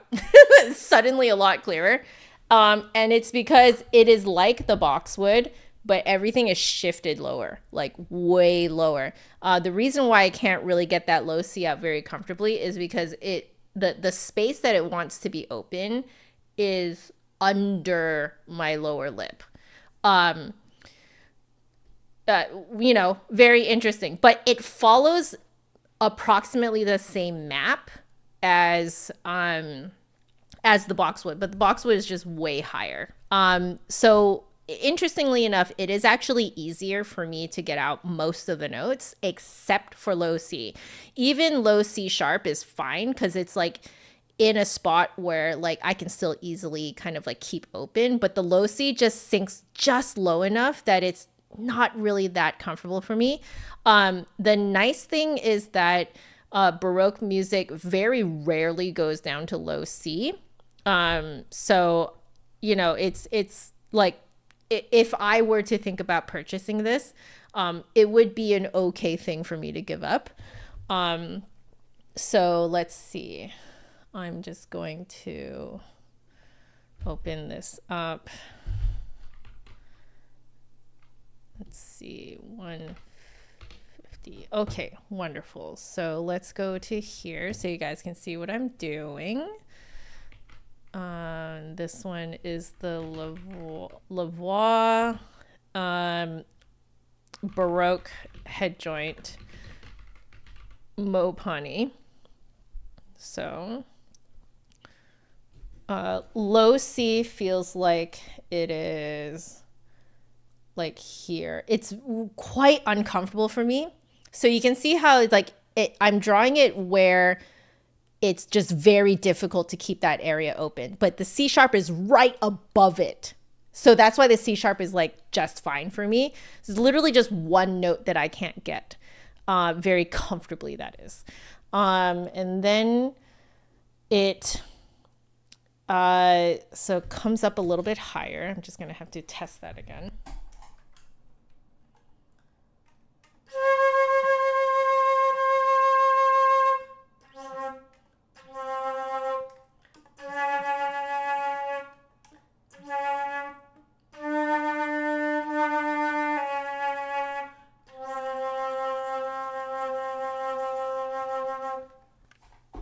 I can kind of artificially get it by like lowering my jaw. I forgot that was actually another thing that that this one I'm noticing. I do need to lower my jaw quite a bit. So this is actually making me wonder if these head joints are actually made for someone who has a taller mouth than I do. So yeah, I think so, at least, because like for this one as well, I'm feeling like I have to drop my jaw in order for it to have that resonance. But anyway, C is like here. It's in kind of no man's land.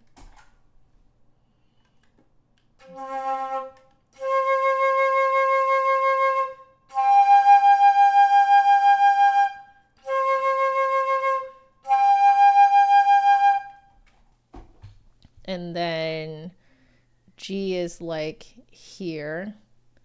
It's very vertical, I'm finding.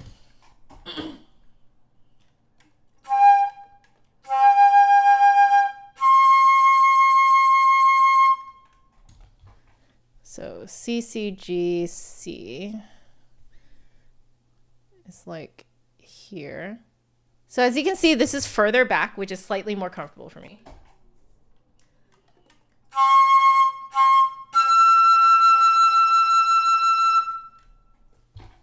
Not all the way up the front tooth, but like 2/3 of the way up, like there.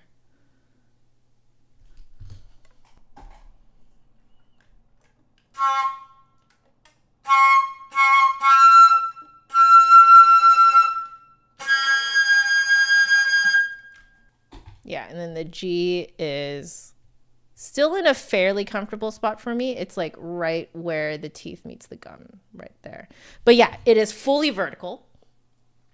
Slightly further back. So for me, I can actually feel it against my teeth, more or less against my teeth.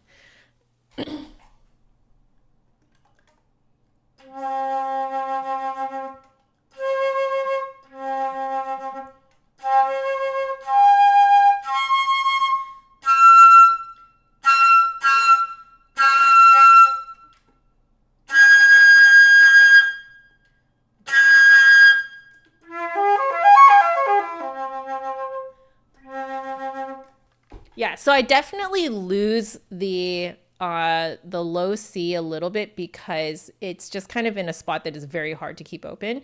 And I also lose the high G a tiny bit if I don't make a lot of space in kind of like I have to really duck face it up there to make enough space up there.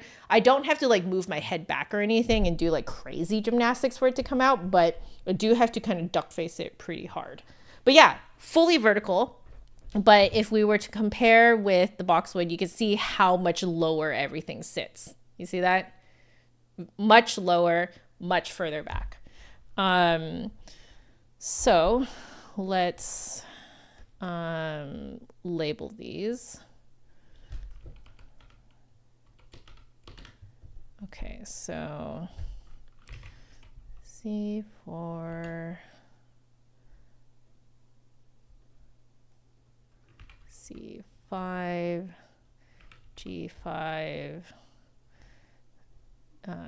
C6, E6, G6.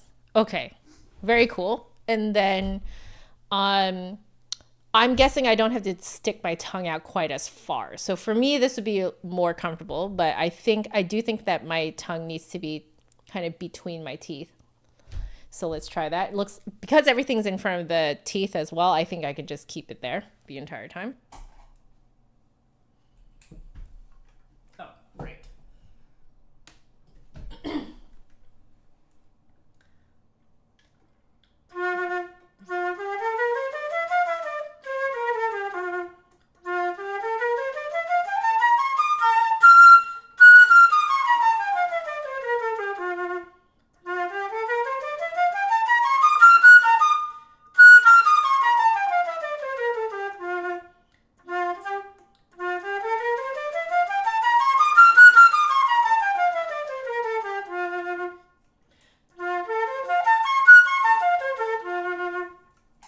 Yeah, so the tongue is slightly further back than on the boxwood.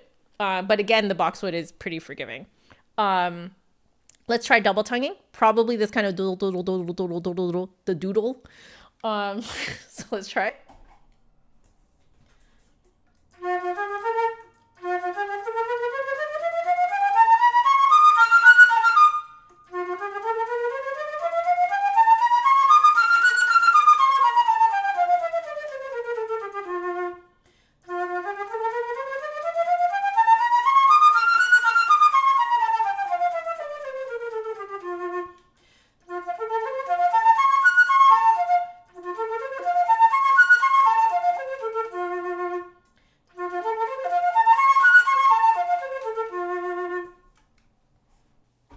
Yeah, it's doodle, doodle, doodle, doodle. What I'm finding is that the less enunciated you try to make it, the better it sounds. So you really want to cheat it. This is probably why W.N. James absolutely hated double tonguing and absolutely trashed the idea of double tonguing in his book, A Word or Two on the Flute, that was published in like the 1920s. 1820s? 1820s. So, yeah, I think like 1826 was when he first published it. But yeah, it really does feel like cheating. Like, because you're not enunciating it at all. It's not clear. It's just that's all it is. So, yeah.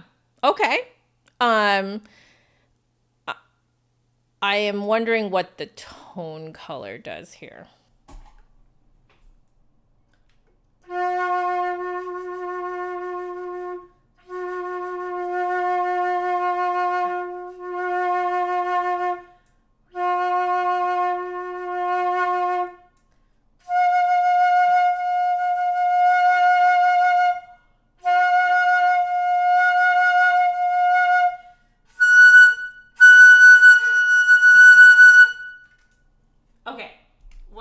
find interesting about this one, so you know how we were talking about the chipmunk thing on the Burkart Legacy? So weirdly, actually, the very similar thing is happening here.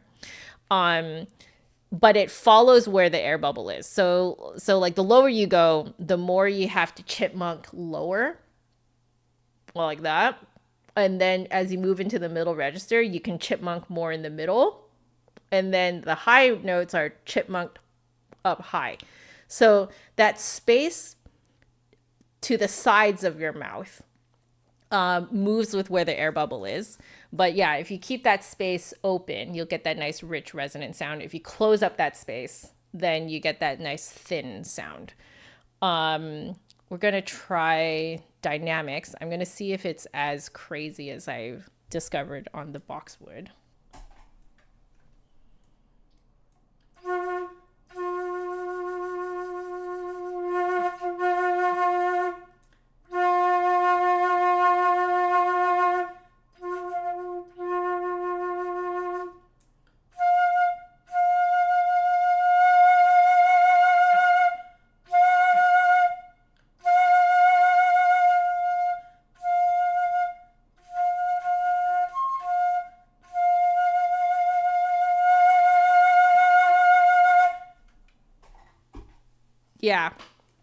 Yeah, it is just as crazy.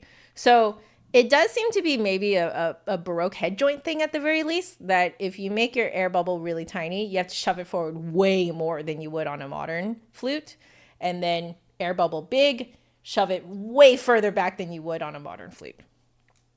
Yeah, it's about like 2 to 3 times the distance that you would do it on a modern flute.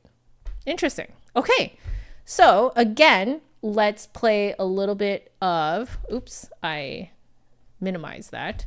Let's play a little bit of the Bach sonata again and see how this one sounds. I'm going to do the same thing and just pull it way out.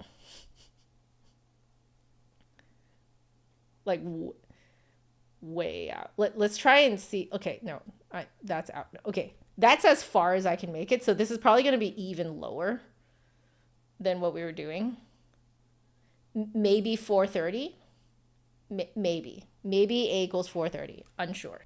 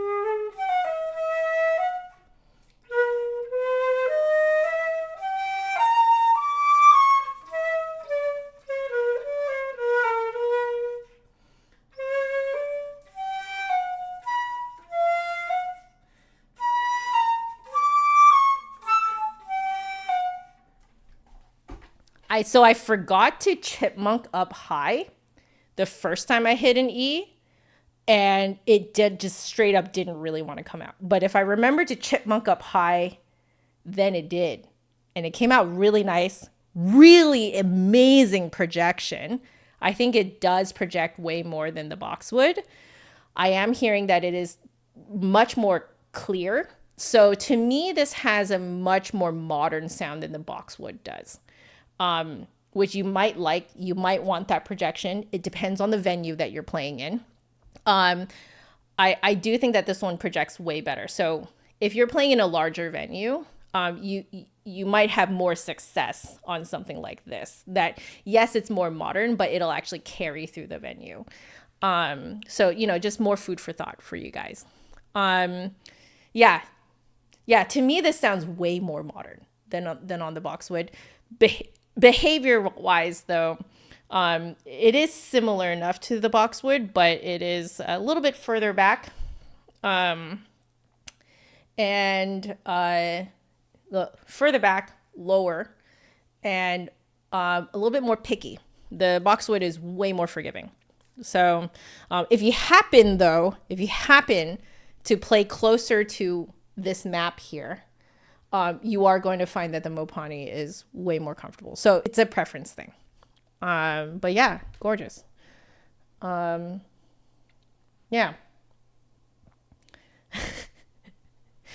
Yeah, I like it. Okay, we got to keep going.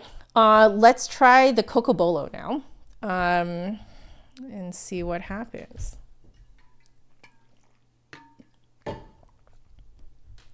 So Cocobolo. Let's see, title. Here we go. Coco. I hope I'm even saying it correctly. Head joint. There we go. Okay.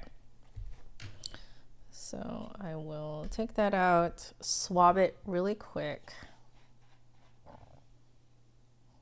Okay, put that on the side, and then we're gonna try this guy now.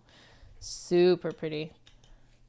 Yeah, it's a perfect fit in my Miteki. I am amazed that the Mopani is like fits into into my flute, my main flute. Okay, so let's try this. How was this described? This one, the Cocobolo, is warm, powerful, and dense with deep resonance. So rich, okay? Fast response and rich expressive tone. Okay, so more overtones probably. Okay, all right.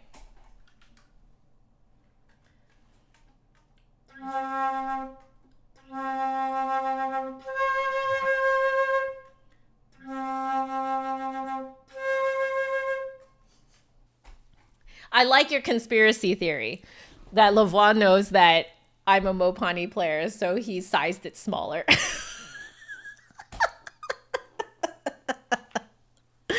Oh, that would be a great, great conspiracy, though.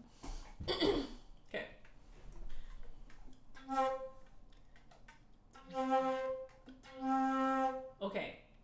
Okay.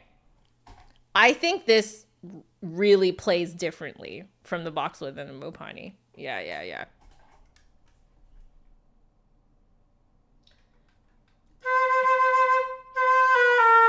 Whoa.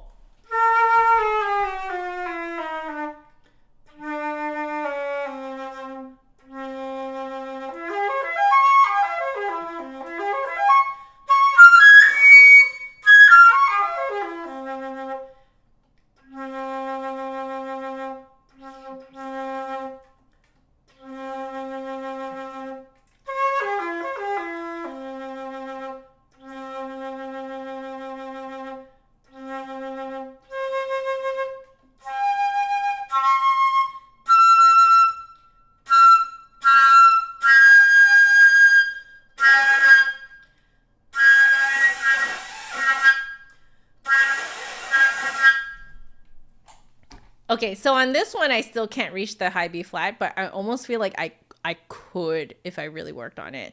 I don't know if you guys heard how responsive the high C was.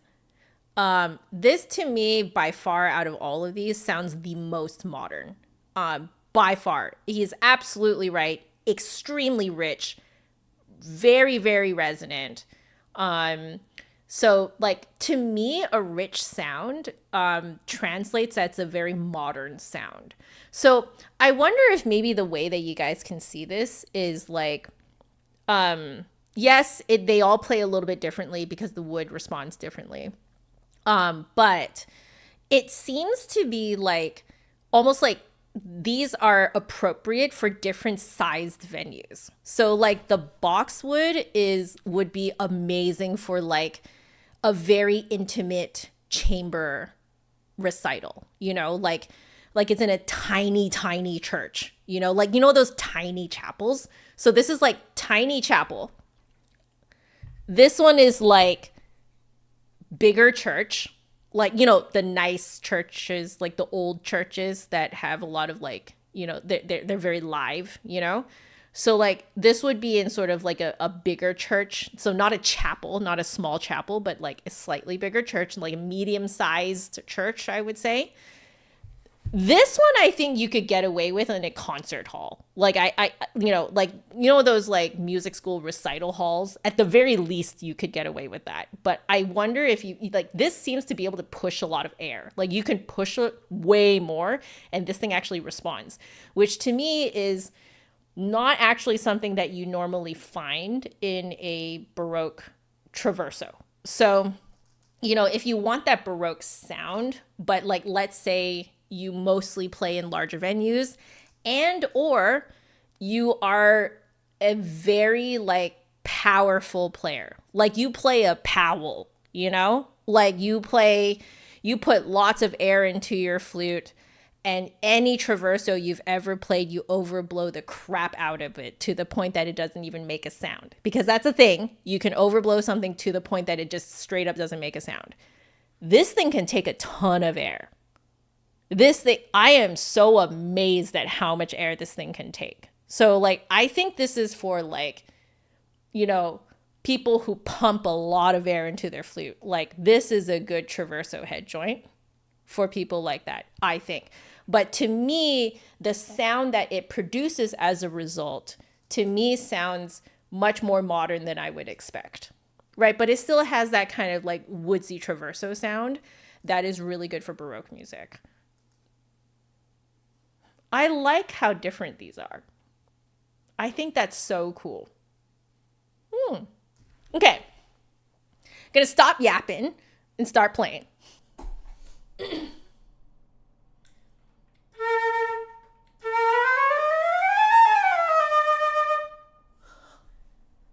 I can keep pushing air. Like that's actually insane how much air I can just keep pushing into this thing. Like I'm trying to overblow it and I cannot overblow it.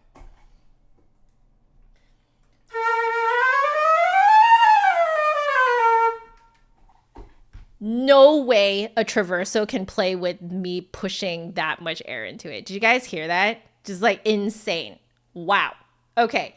100% this is for people who pump a ton of air into their flute.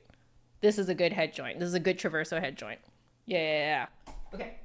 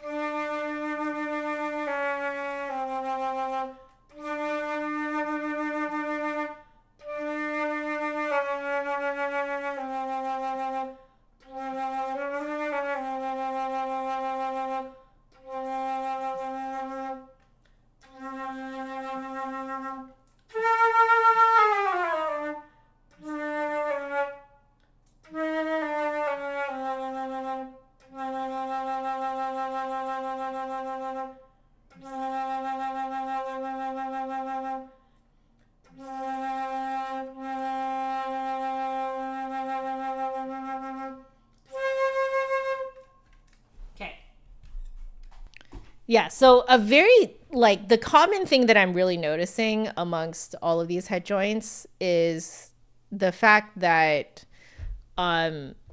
you do need to, like drop your jaw a lot. It is making me wonder if it's not only dropping your jaw, but very slightly pulling it back, which is making me wonder now if these might actually work really nicely for our friends who have overbites, because like I almost feel like I have to sort of give myself an overbite to play these with the all its beautiful resonance. So at the very least, I am feeling that I have to at least drop the jaw, at least. Maybe a little bit of pulling it back too. So I'll put this in parentheses. I'm going to put this here for these ones as well. Like, oh, that is so ugly. There we go. Okay. Like it's a little bit of pullback.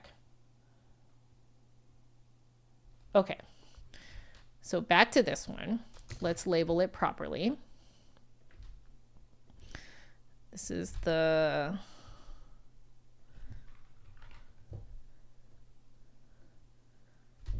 Lavoie Cocobolo. Baroque Headjoint Cocobolo. Okay. Yeah. So this one is, oops, my bad.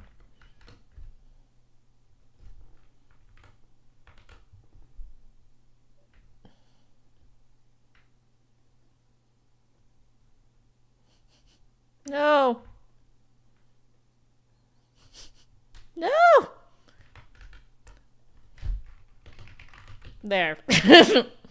Baroque Headjoint Cocobolo. Okay, so I have to switch it to paintbrush first. Okay. So this one sits quite high. I'm actually tending to play the low C way too low. I do actually feel it. It's actually here. So it's sort of like inner upper lip. There you go.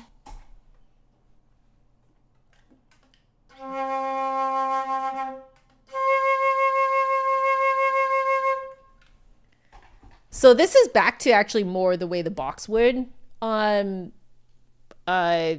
responded. So it's more so kind of like the air bubble tends to stick to the inside of your lip. So C is there.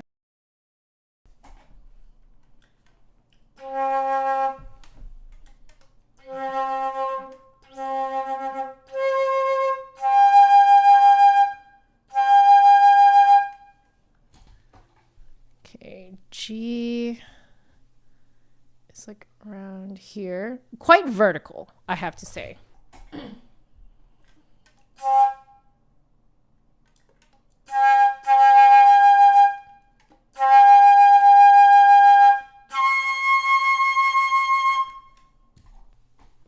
Okay, the C6 here.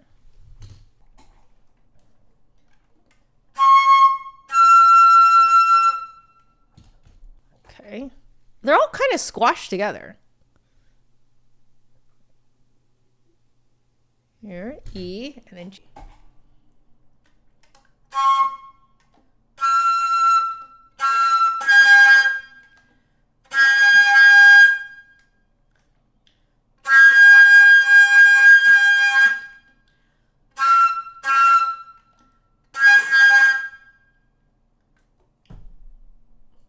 So hard to find.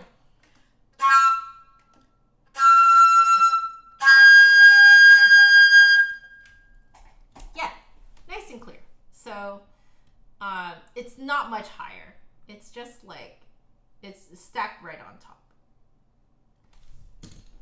And weirdly enough, it is actually in a place where I have to duck face a little bit, but not too much. The boxwood was, yeah, like you can kind of see from like, I think maybe the Cocobolo is just a hair further back than the boxwood. So it's a little easier for me to make that space. I think that's what that is. So so as you can see, super high, like rides very, very high. But we will label this. So C4, C5, G5. Sorry, this is so squashed together because it is very squashed together. Okay. So I'm guessing the tongue needs to more so be under the edge of the top teeth. So if I'm going to label that it would be closer to here. So let's try that.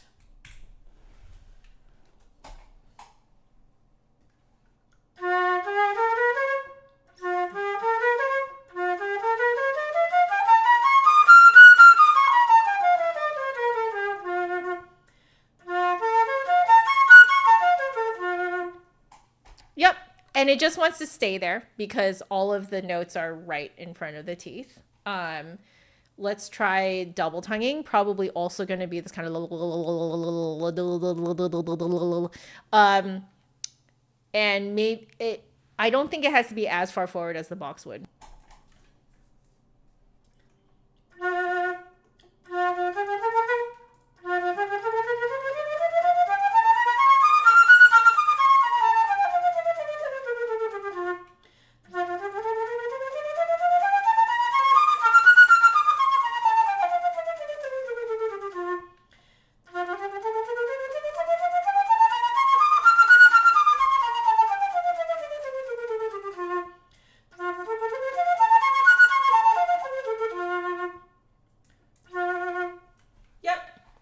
So it is that kind of very non-enunciated. I would say that this one, because it does play more modern than the other two, it's less doodle doodle and more. It's more like vintage modern flute than it is Baroque double tonguing. So yeah, this one does play way more modern like. Okay, now for tone color. Let's see what I make of it.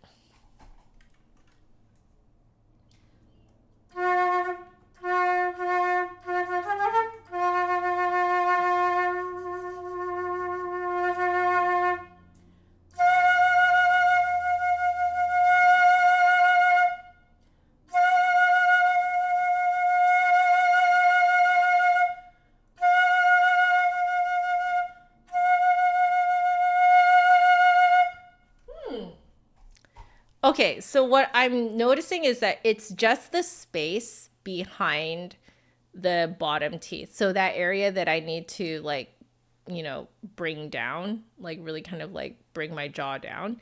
That space there, it feels like I'm closing it off from the sides. So if I widen up that area, I get a nice rich sound. And then if I narrow it, then I get a thinner sound. So it's not that I'm like just completely covering it.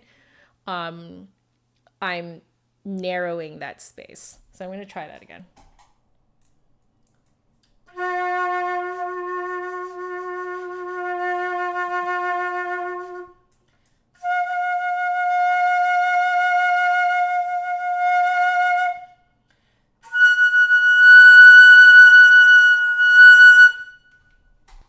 On top of that, it does follow kind of like generally how high the note is. So that space does kind of raise a little bit higher if you go up an octave, and then it raises higher again. But it is, that space is still behind the teeth. It's not like, I'm not chipmunking. So it's kind of like the space that you would chipmunk, but behind the teeth instead of in front of it. Interesting. Okay, I'm going to try out dynamics.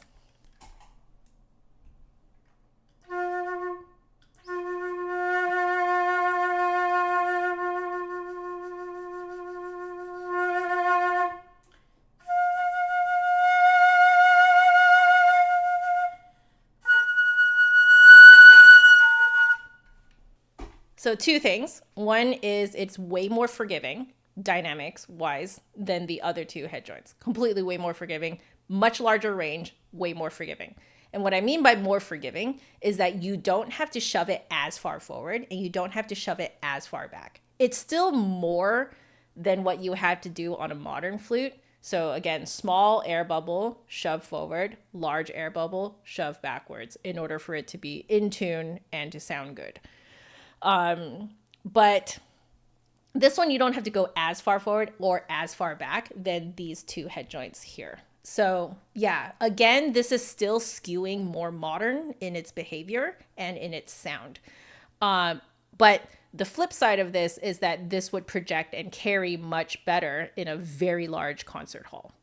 So let's now try a little bit of the B minor sonata. And this time I'm actually going to keep it at this tuning, because if it sounds so modern and behaves so modern, it might actually work, I think, this time.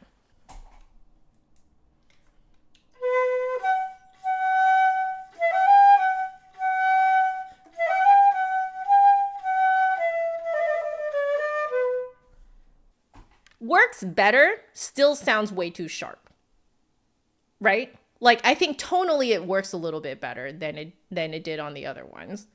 But I'll play a little bit more.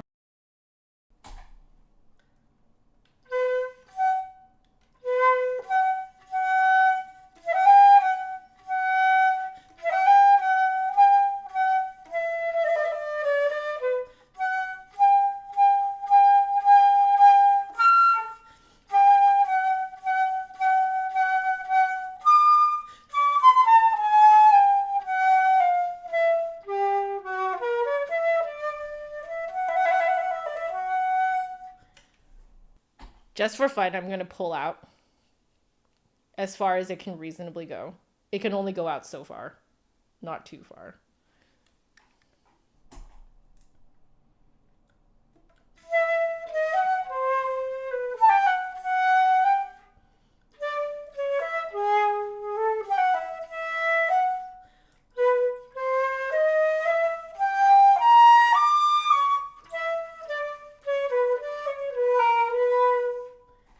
I think it sounds better flatter.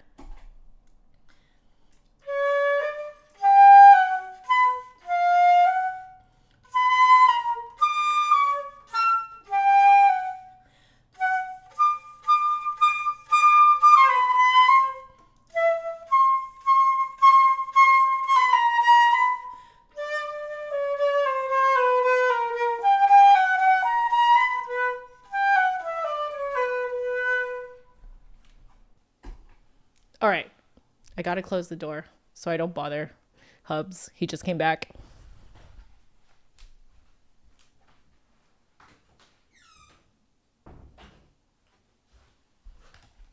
Okay. I'm also just going to give him a quick text and let him know we need to go a little longer.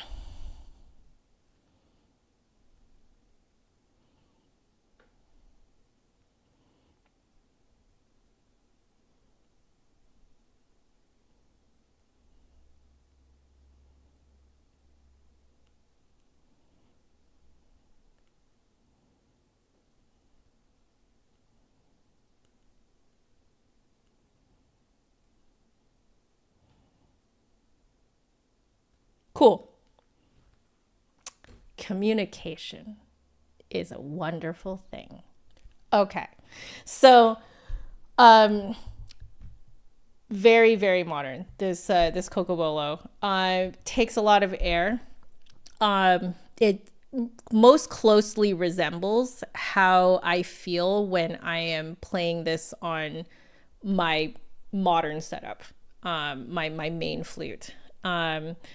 So yeah, these are all three of these head joints amazing, but I do think that one, they're all for different people, all for different venues. So like really you guys get a lot of choices here. You're not locked into one particular, like, I guess, one particular like shade of Baroque, if that makes sense. Like, it's almost like you can sort of choose how Baroque you want this Traverso head joint to feel for you, which I think is super cool. They all do play like similar in the fact that, you know, everything is in front of the teeth. So honestly, they all, like, feeling wise feel pretty similar, but yeah, they're for different people, different venues. And how broke you are after purchasing it. Yes, that will absolutely make a difference. Okay. So, just for fun, not that we have a lot of time to do it, I just want to play this beginning bit of the Bach Sonata, but on the Mopani. So let me change this back to the Mopani. We'll change the title also back to the Mopani. Yeah, I don't have a ton of time to do this because we really need to move on to the Piccolos, but I really need to give this a whirl. I need to. I can't not. So I'm gonna see it probably. Yeah, this is the Mopani. Yeah, it's not fitting with this much tape on it. So I'm going to get rid of some of this tape.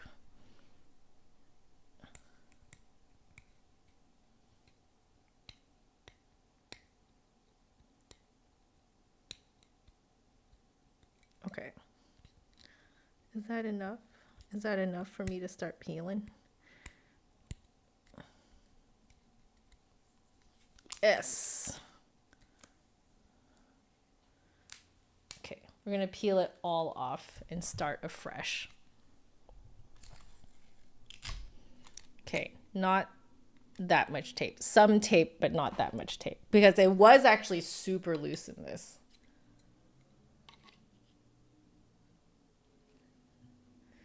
Oh, wow. It really does not need much. I am less surprised.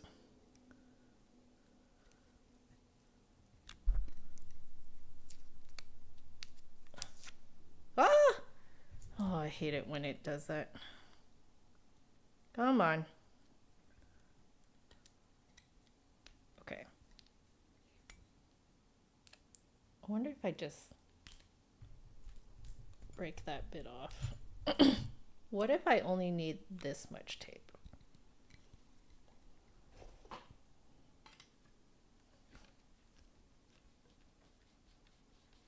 I do. Wow.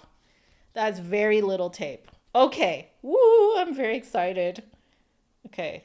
Let's see how this sounds. Actually, yeah, I should probably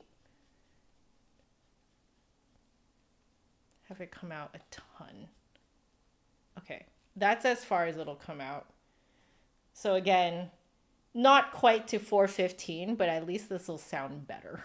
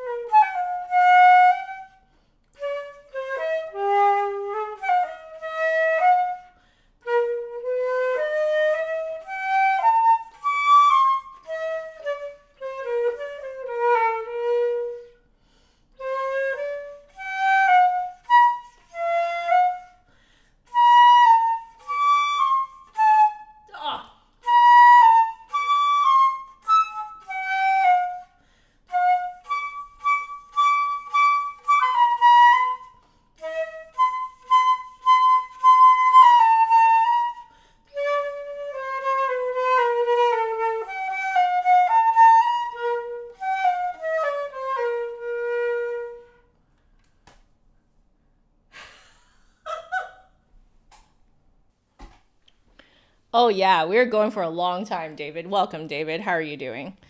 Okay, so my reflection about that is that one, I feel a lot more comfortable on this flute, but I think I'm still not really used to the like chipmunking that I need to do, and I have to like move that space, the open space on the sides of my mouth. I have to move it up and down according to how low or how high I'm playing. So I keep forgetting to do that. And that's why sometimes those high notes just straight up don't come out, because that space that I need is just not there. Like I'm just not creating that space properly.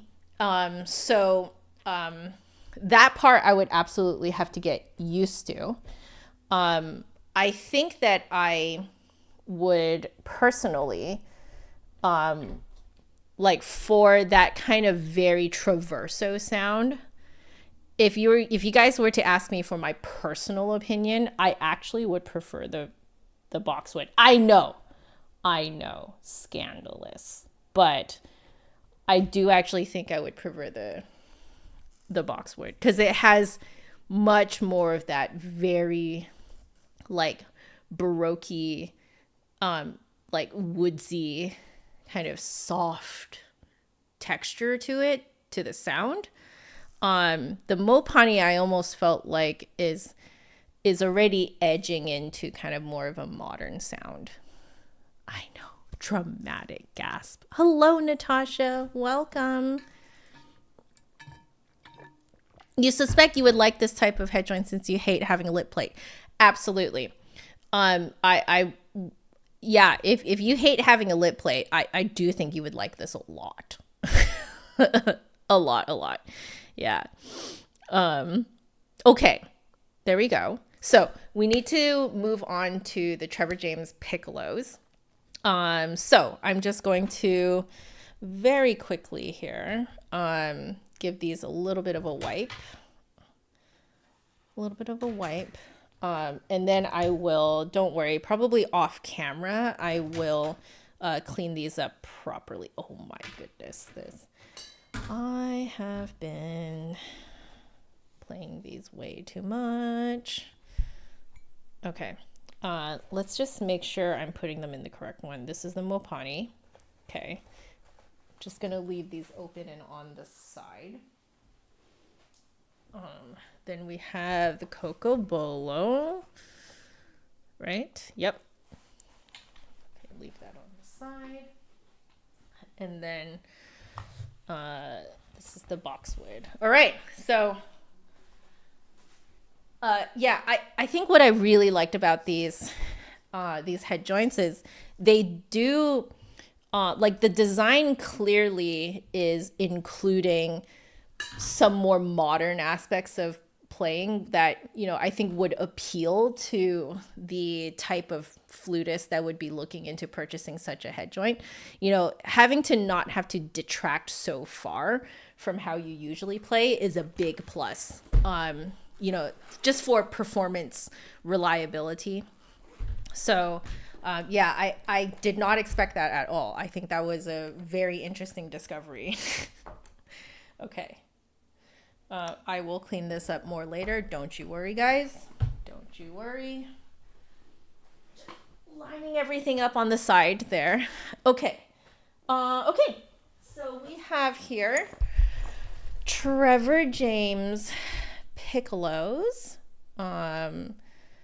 Here we go. So Trevor James Piccolo. And then let's see which one we want to start with. So we have two over here.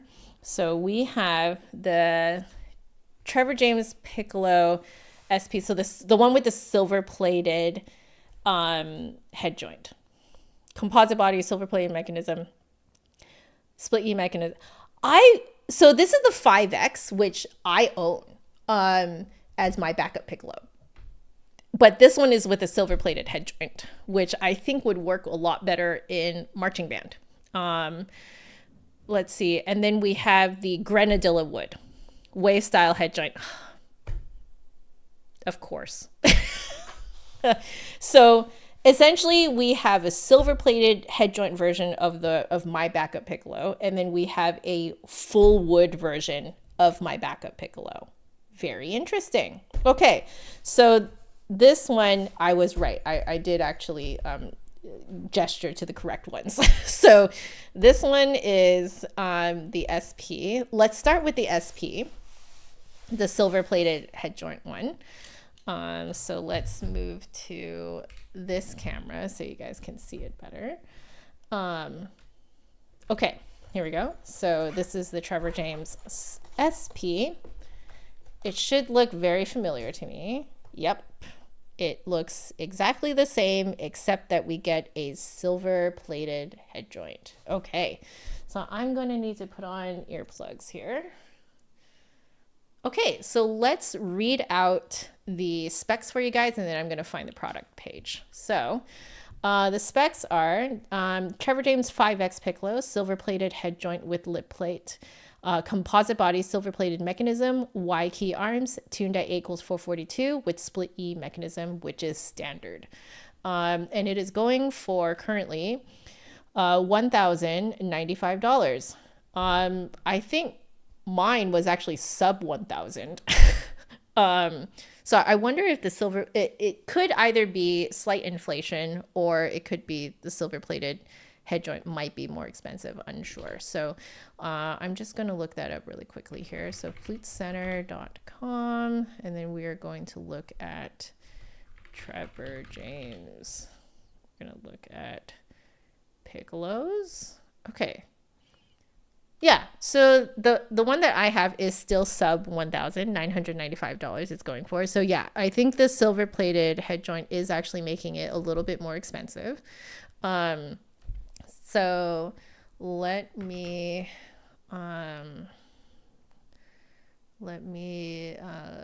update the video description. So this is the Trevor James 5X SP. Okay, wonderful. Well, I'll also give you guys the other one. So this one, the second one is Grenadilla EW. Okay, let me find that. This one is the... Yes. So Grenadilla. Yeah, Trevor James Grenadilla Piccolo. Perfect. Okay. I think the E is for split E and the W is for the wave style head joint. That's what I believe those letters mean. Okay, so Trevor James Grenadilla Piccolo. So this is not the Blaze, by the way. Do not get that confused. But yeah, I'll have both on there for you guys.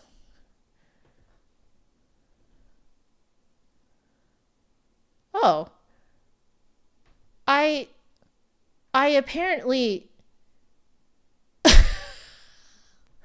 I apparently reviewed the Blaze before. Okay. Wonderful.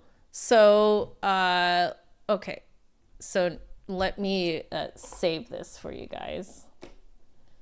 Okay, that has been saved. So if you guys refresh the page, the product link is down below, but we're going to start with this one. So, okay, wonderful. I have a sneaky feeling that this is going to feel very similar to my Trevor James 5X. So let's see. Let's go back to this. I do have mine on the side here. Oh, no, I think it's in the trunk in the back. So I feel like I probably should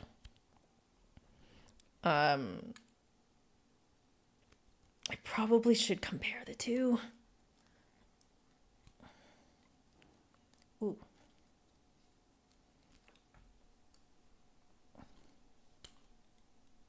I need to use my own cork grease. Let me go and grab that.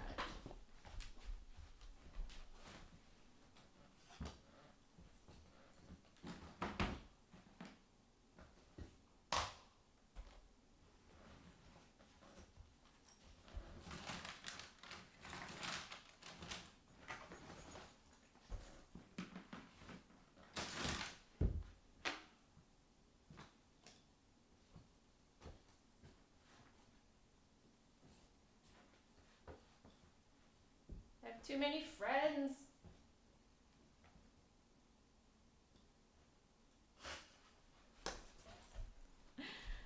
I have too many little friends.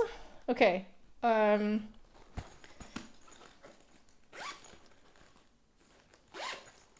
Do I have my own cork grease in here?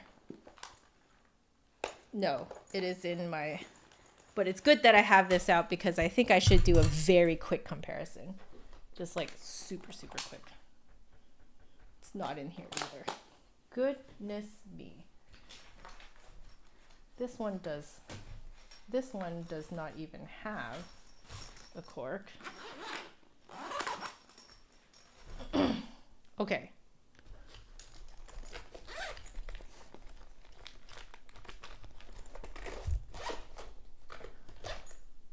All right, we're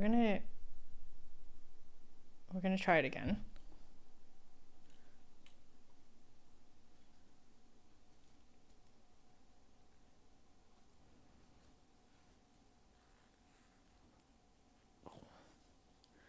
Oh, that is a very tight fit.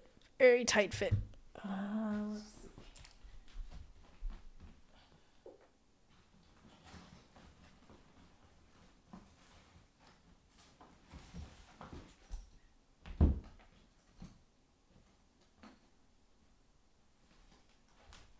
We're just exploding with piccolos here. Absolutely exploding with piccolos.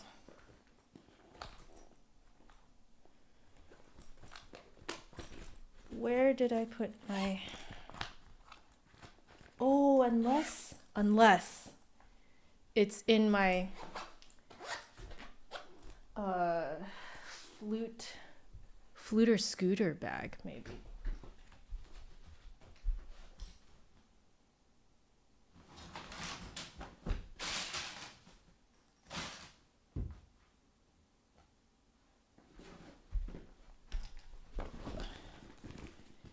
Is it in here?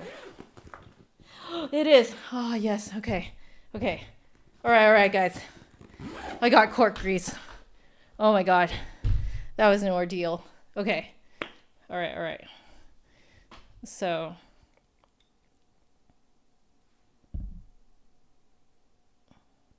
Yeah, because I really need to not force this on.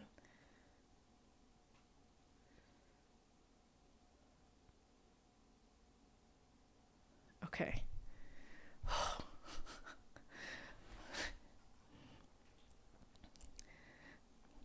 Yeah, I do have, like at first I thought I don't have a lot of flutes, and then it just kind of started exploding, like when you do this for a job, it just kind of like starts exploding out of nowhere,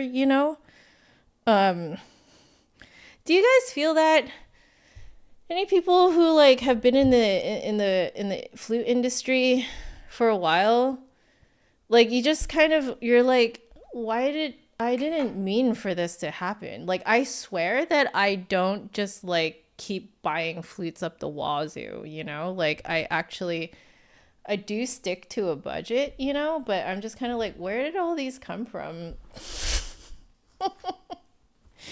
I know, I suppose it is a good problem to have. Okay, the cork grease helped. It is very new, as you guys can see. But so here is this one, and then mine has the exact same. Yeah, it's the exact same body. Just a different serial number. You know what? We're gonna grease this one too. Might as well grease this one.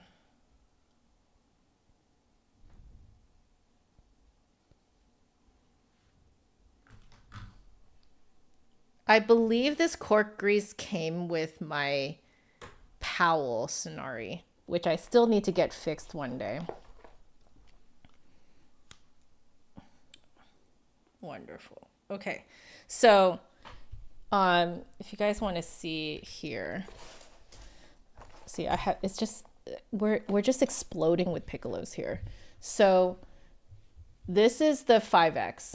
This is the 5 5XSP silver plated head joint, and then might as well take it out. Oh my. Oh, this deserves its own thing, but I'll show it to you guys really quick for now. It comes with a wooden case, the full wood, like Grenadilla wood one. Oh, that is so nice. Oh, wow. They fully upgrade the case and everything. Wow. That's impressive. They made a Piccolo version of the copper, the copper alloy case. Wow. Okay. Well, a murder of Piccolos. Yeah, that sounds accurate. That sounds absolutely accurate. Okay. Again, I'm just going to grease this one so I don't hurt it. And yeah, I'm not using the grease, the cork grease that comes with these Piccolos, because those are new and they are to be sold along with the instrument. So I shouldn't use essentially someone else's cork grease. Oh my. Okay. It is actually very easy to tell them apart because this is a wave style head joint, not a like full lip plate. So that's what we're looking at here. Okay. For reference sake, I'm just going to very quickly noodle on my 5X. So this is my backup Piccolo. Here we go. I will make that clear here. 5X. Okay. Okay, so the 5X sounds like this, and you guys might need to lower your volume a little.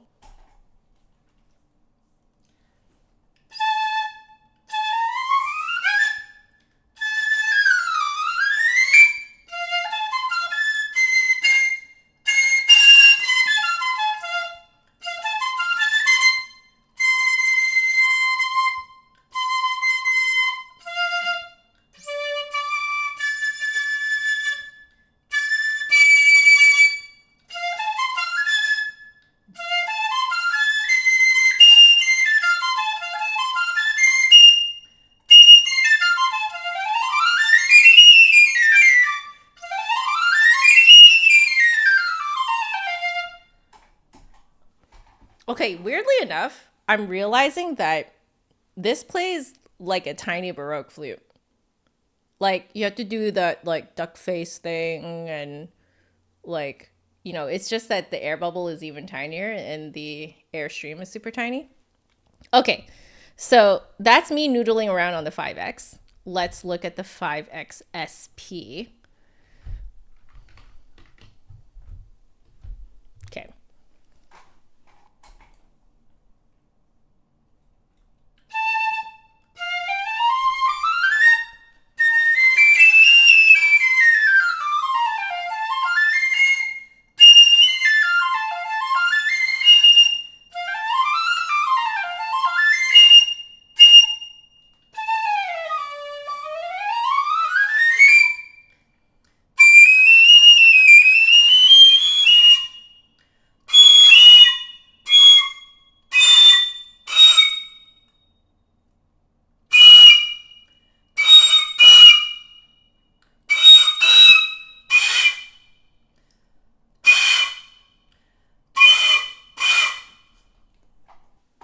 I can't quite scream up to the high C. It could also be that I'm just not warmed up into piccolo playing. But what my immediate response is that this weirdly actually, and the reason why I say weird is because normally this is the exact opposite of what happens. But the silver plated head joint actually made it mellow out a little bit. Did you guys notice that? It's not as poppy. So like the only difference is the head joint.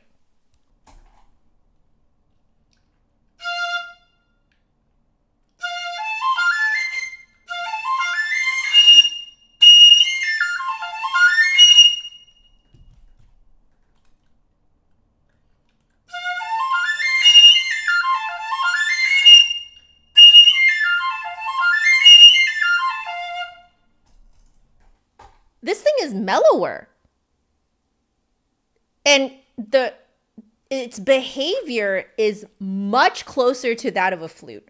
Much closer to that of a flute. It still plays fairly forward, but not as like it literally feels like a small flute rather than a piccolo. You can have a slightly larger air bubble and air stream as well. I believe this says, like, on the product page, it mentions that this is a really great kind of like first piccolo. Ideal for both beginners and experienced flutists seeking an affordable, easy to play option. It absolutely is. I would say this feels closer to a flute than the full like composite wood. Wow. Yeah, it's mellower. Huh.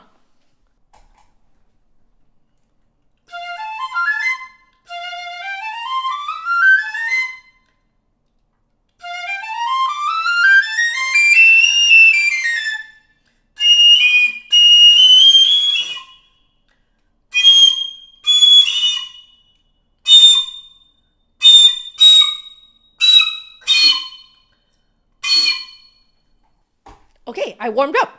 So yeah, what I'm noticing is everything again. It really, I guess piccolos are kind of constructed like small traversos. Like they're conical, you know. A lot of them don't have like a lip plate.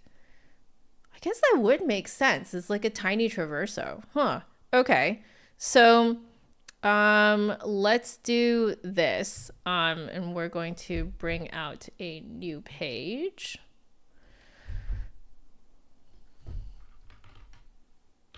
Okay.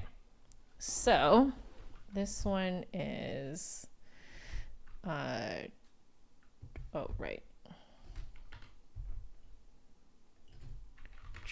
Oh, why is it pink? Trevor James 5XSP. So, okay. Oh my God. Oh my God. I have cases just like exploding everywhere. We're just exploding with piccolos here. Okay. All right, let's figure that out.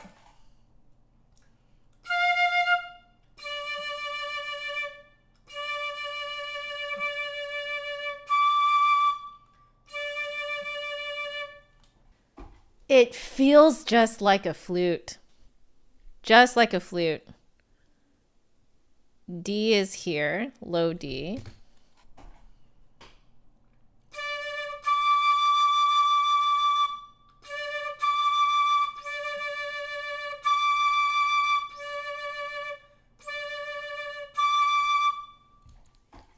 Okay, and then one note higher.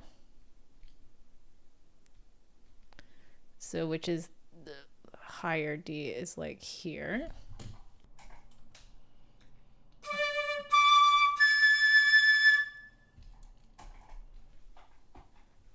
All right, it kind of hugs the inner top lip. It's like here, that's the A.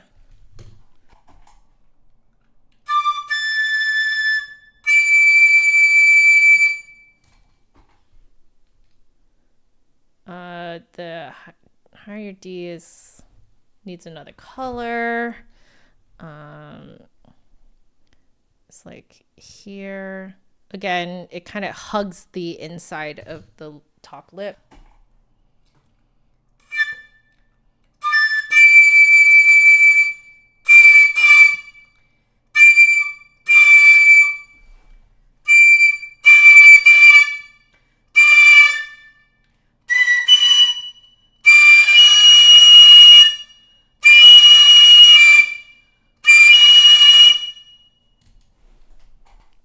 Kind of hard to make it real tiny, but it is there. it's like here. So as you can see, that's starting to be a little bit difficult because it's hugging the inside of the top lip. I'm finding it kind of hard to keep enough space there. If it was slightly further back, it would be more comfortable.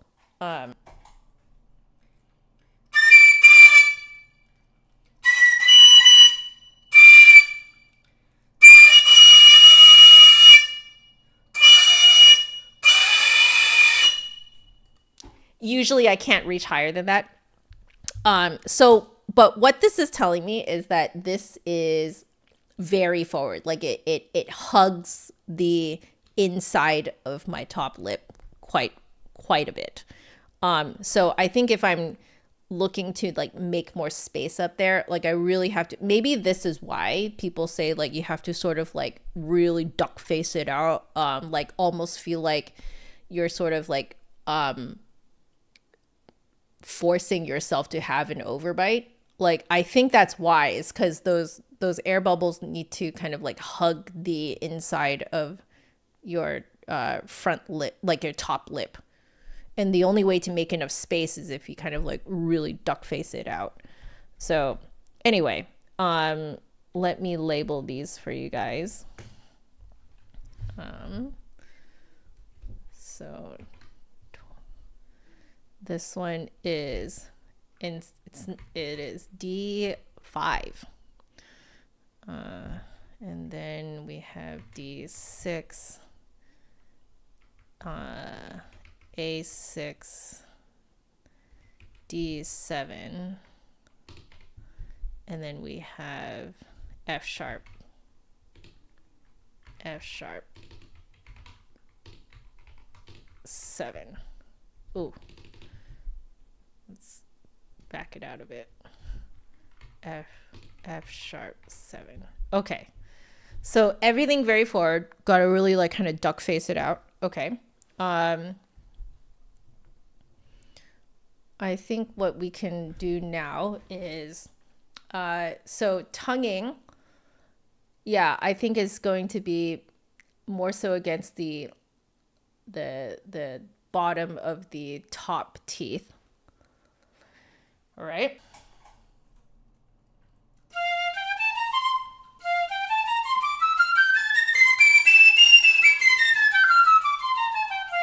Yeah.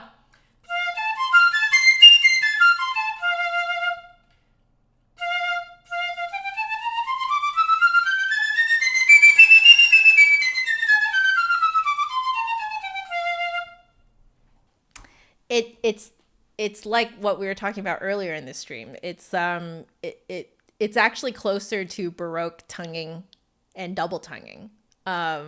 So between the teeth, because a lot of our notes are airing higher, my tongue is actually more so against my top teeth than my bottom teeth, but I am tonguing between the teeth. And then when I do double tonguing, I don't actually make physical contact with the roof of my mouth. It's more of a like that. It's a non-enunciated lugga. Okay. Yeah, it's like a tiny Baroque flute. Okay. And then let's mess with some tone color dynamics.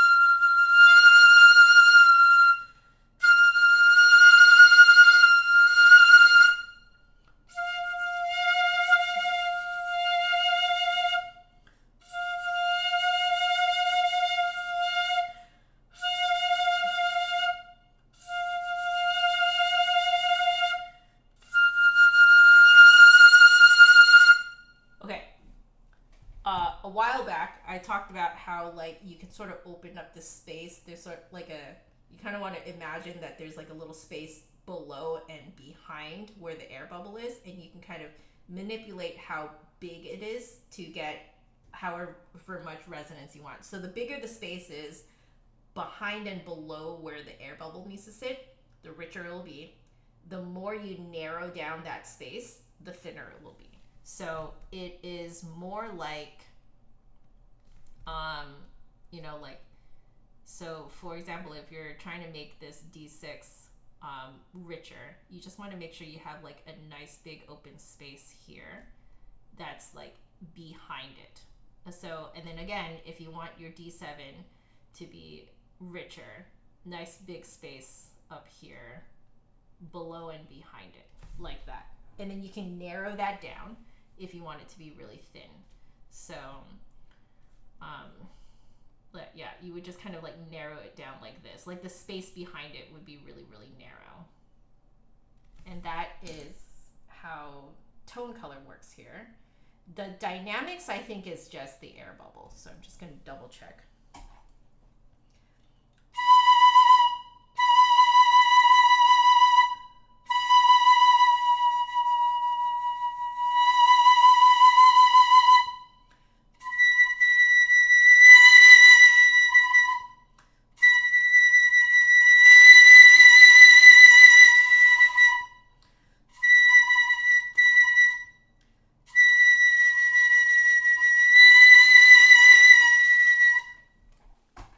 Okay, so I had a thought while I was doing that. The amount that you shove it forward, if it's small, feels like what you would do on the flute. And the amount that you shove it back, if the air bubble is huge, it also feels similar to what I would expect on a flute. But it occurred to me that this thing is super tiny, right? So, you know, if you were to blow this up really big, it would be a traverso. Because like on the traverso head joint, I was feeling like I had to shove it way more forward, like 3 times the amount that I normally would expect, and 3 times as, you know, far back as I would expect, you know, for soft and for loud notes. But on this, it just feels like how you would do it on the flute. Again, it makes sense because this is so tiny compared to a flute. So yeah, I learned something new today. Piccolos really just kind of play like tiny traversos. Huh. Interesting. Yeah. But it is, yeah, the tone, the dynamics here really is just bigger air bubble, louder, smaller air bubble, softer. And then just shove it forward and shove the soft ones forward, shove the loud ones back a bit. Huh. Interesting. Okay. I'm just going to mess with the mechanism a little bit.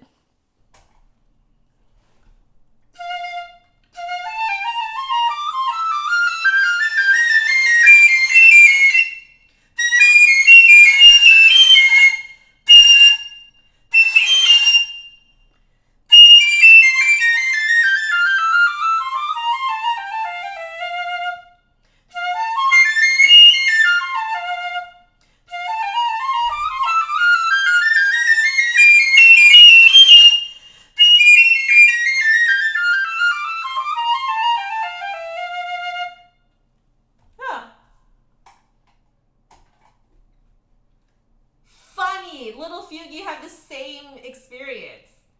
When you transition to a non-wave piccolo head joint, you had the most success just pretending you were playing a traverso. There you go. Okay. It's not just me, I guess.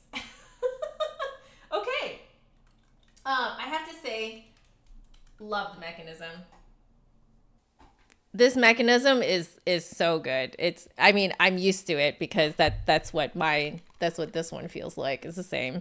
Yeah, it's wonderfully smooth. You know, bouncy. I mean, it's not as light as, you know, I think that some people would want it, but it has great bounce. It's very even. I would say that the trill keys have a little bit of resistance. Yeah, slightly more resistance than mine. Yeah. Yeah, there's slightly more resistance on the trill keys. Let's see how they sound.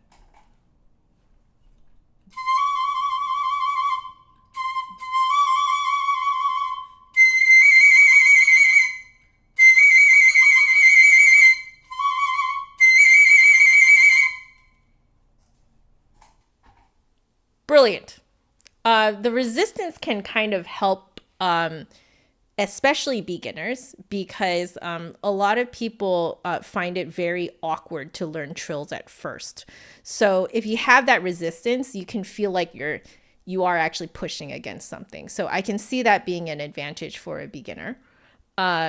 For someone who is already trained to trill, it does feel like there is quite a bit of resistance there. I would not be surprised if it loosens up with use as well. The more you use it, the looser it's probably going to get. Okay. B flat lever, very nice and bouncy, not floppy. It's great. Yeah. Okay. So that's that.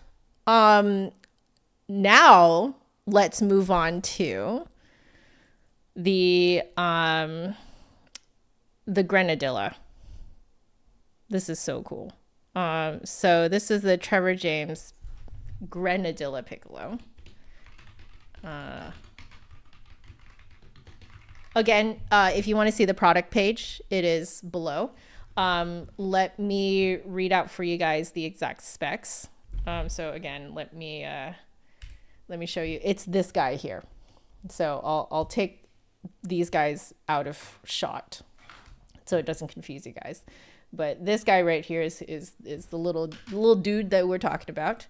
So this one is Trevor James Grenadilla Piccolo, Grenadilla wave style head joint, Grenadilla body, silver plated keys, Y key arms, stainless steel springs, felt pads, split E mechanism. Wonderful. So let's see if, yeah, it looks like the split E is also standard. I would say split E is standard on most Piccolos now, like pretty much all Piccolos now. So wonderful. I'm going to give it a, ooh.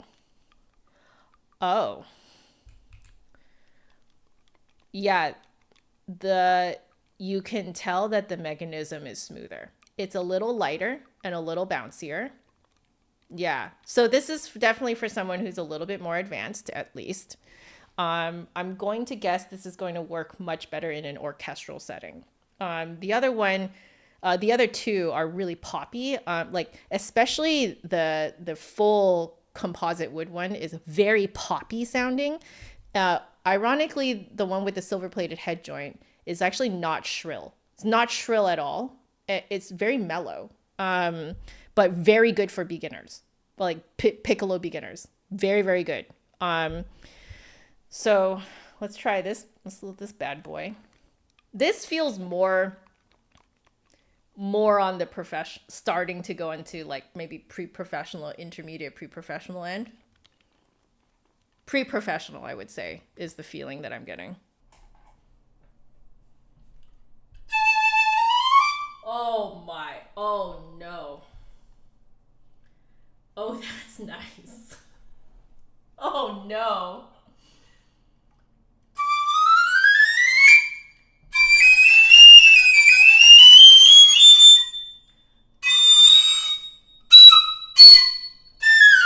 Oh no.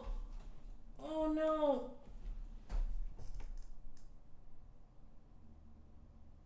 Piccolo's just exploding everywhere, you know what I mean? Oh no.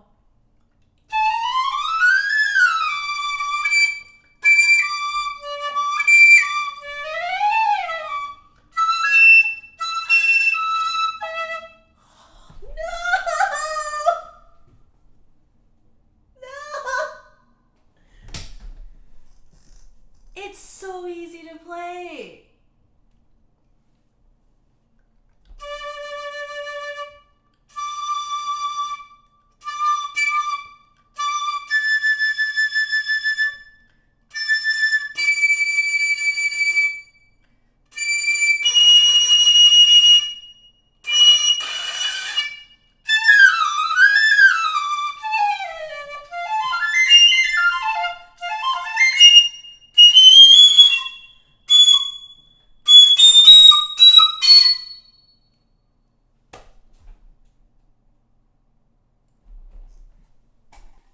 That was like no effort.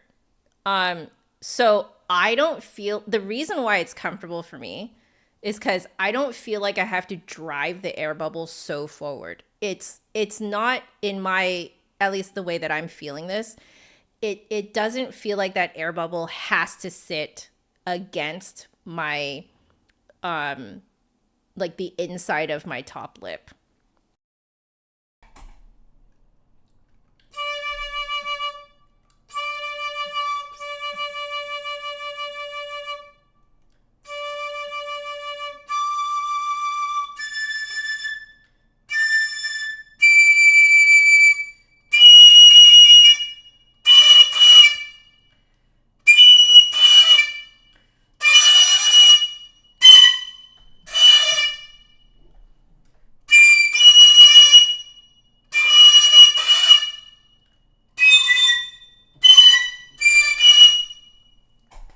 Okay, I thought that I didn't reach the high F sharp yet, but I have reached the high F sharp. Oh no.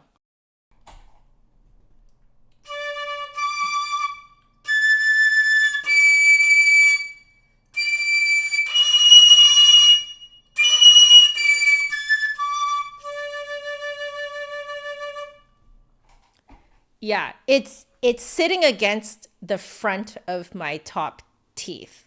So that's why I'm more comfortable with it, because now I have room.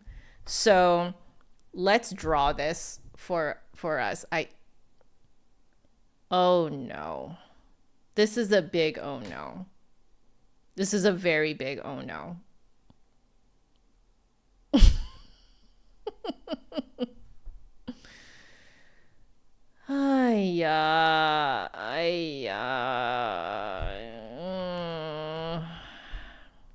But the thing is, I don't play Piccolo that often. Like, do I really?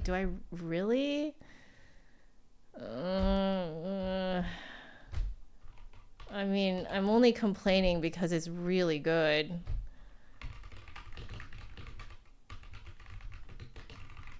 Oh my gosh. Okay. Let's do this. So yeah, this one sits further back than the other one. So this one, our D, is like, I want to say is like here. It's like not exactly on the lower lip. It's just the hair above it. So it is still very easy to like aim.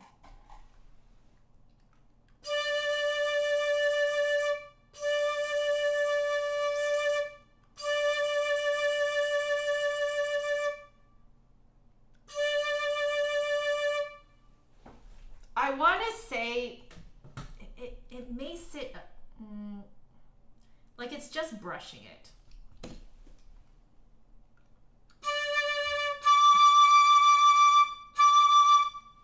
Okay. So this is here.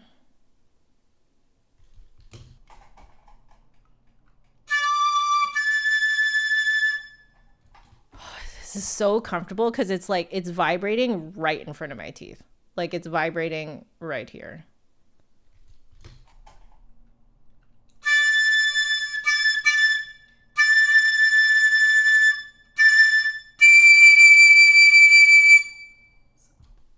Okay, slightly higher.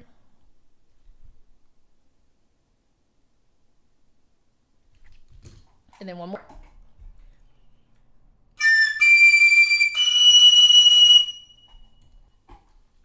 Oh, it just comes right out, man. Oh my God.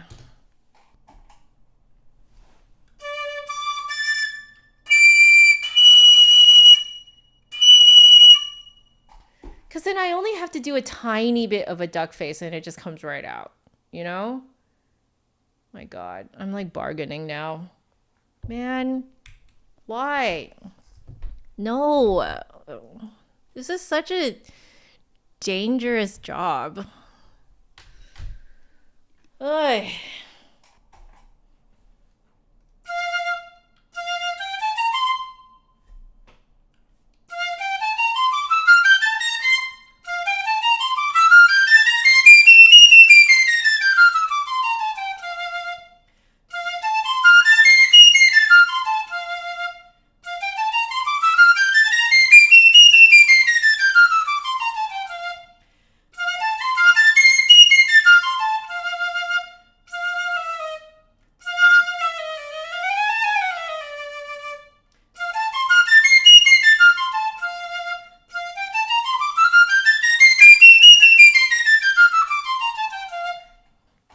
So it is like a traverso head joint or a traverso flute.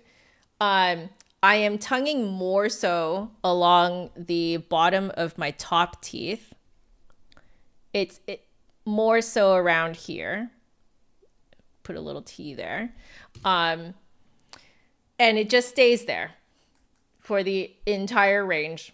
So I think, again, we'll do double tonguing, and it's probably going to be like a non-enunciated lugga.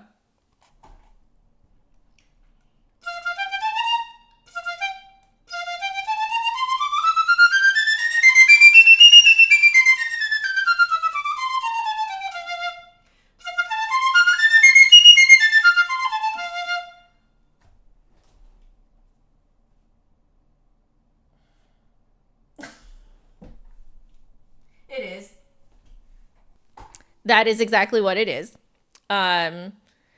What I like about this is that because you can be static with where your tongue hits, it makes it so that it's easier to remember to do the slight duck face to kind of get enough room up there for those high notes. Because then you don't have to worry about moving your tongue too. Your tongue can just stay where it has been this entire time. So yeah, that does make it easier, I feel, to grab that. Oh no. Okay.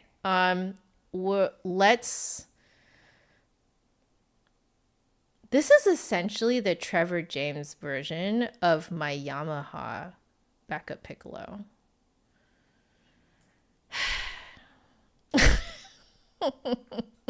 Okay, let's do tone, color, and dynamics.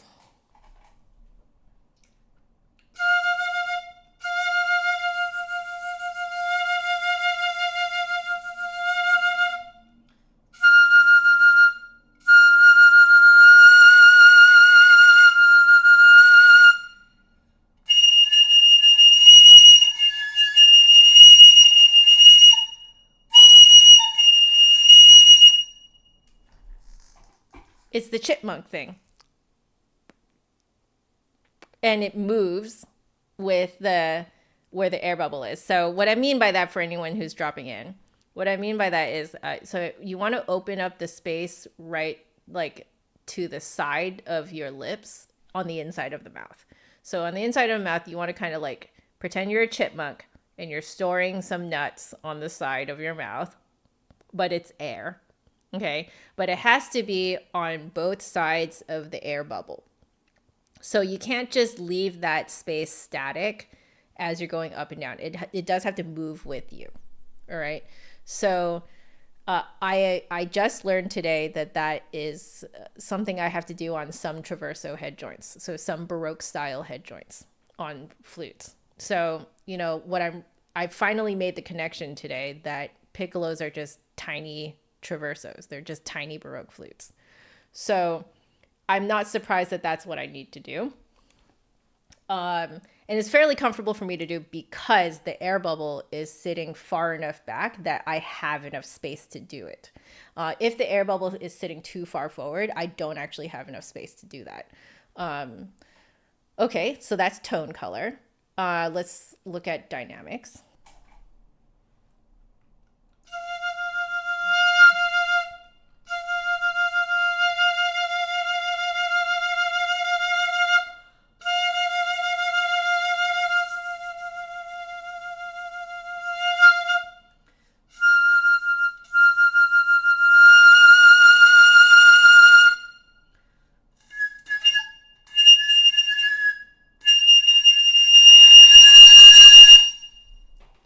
Okay, just for fun, I wanted to see if I could do it on the high F because I normally can never do that kind of thing. Just I normally cannot. That is not a thing that I do. And the fact that I can is really what? Oh no. Oh no. It's really good. But yeah, air bubble, same thing. Make it small, shove it forward about the same amount that you would on the flute, to make it soft and in tune and sounding good and not swallowed. To get a loud sound, large air bubble, shove it back about the same amount that you would do on a flute. You know, in order for it to, one, again, be in tune, and two, to not have this spitty sound to it.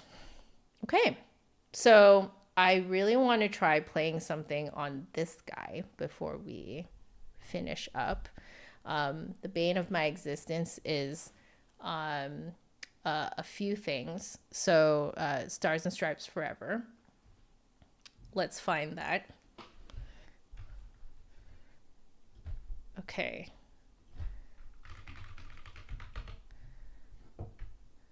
So let's see.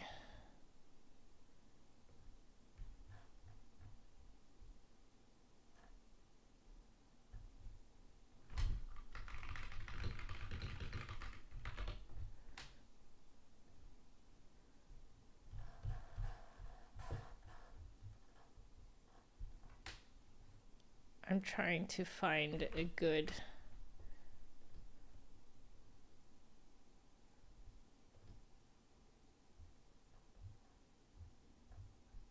That is not the version I'm looking for. Do I really? Yeah. Let's not be lazy. I'm going to take out my book.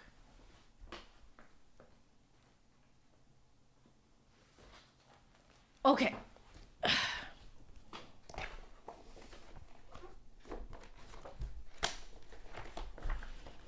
Let's see how much easier this makes this.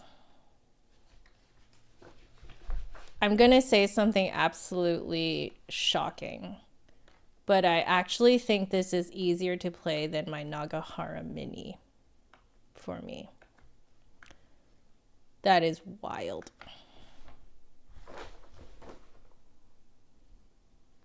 Okay.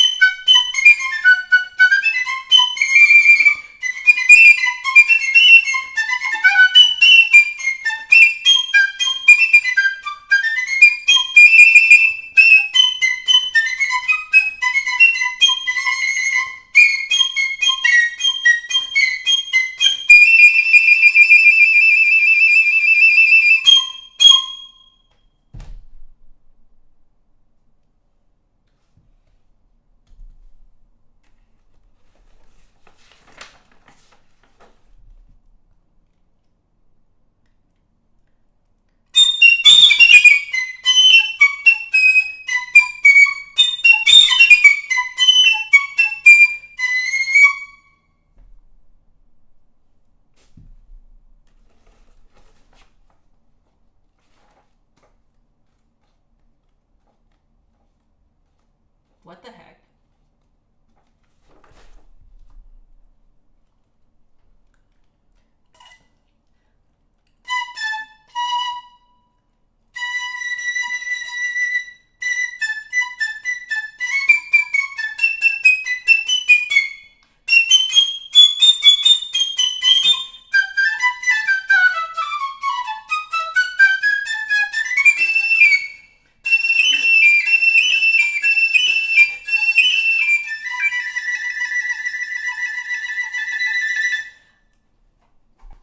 I'm probably not supposed to trill it like that.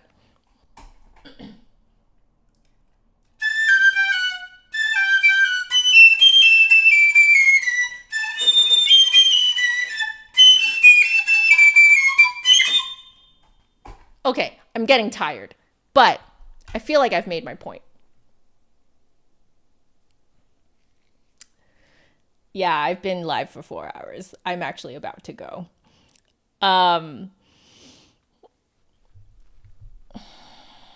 Okay. I don't have a lot of time to think about this because I am supposed to get all of these instruments back to the Flute Center ASAP. So,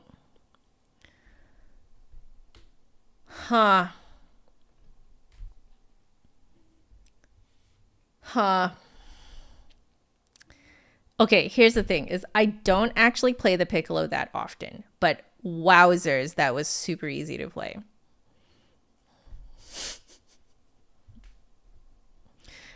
Okay, I have to think about it. Oh no. I mean, for this type of purchase, I think I am okay returning it. And then getting my own trial, unless I ask them if I can take this out officially out for a trial. I'm just thinking out loud right now. And I really should just think about that by myself. And then I will tell you guys what happens afterwards. Okay, I need to go now. I'm going to clean up all this stuff off camera because I did promise Hubs that I was going to be done by 6:30 Pacific time. Tell you guys at NFA.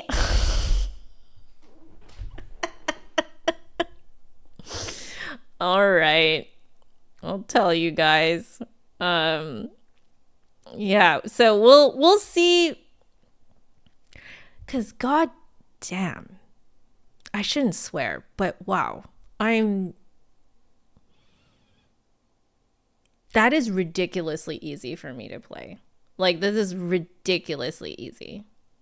Like, it would make showing things to my students just so reliable.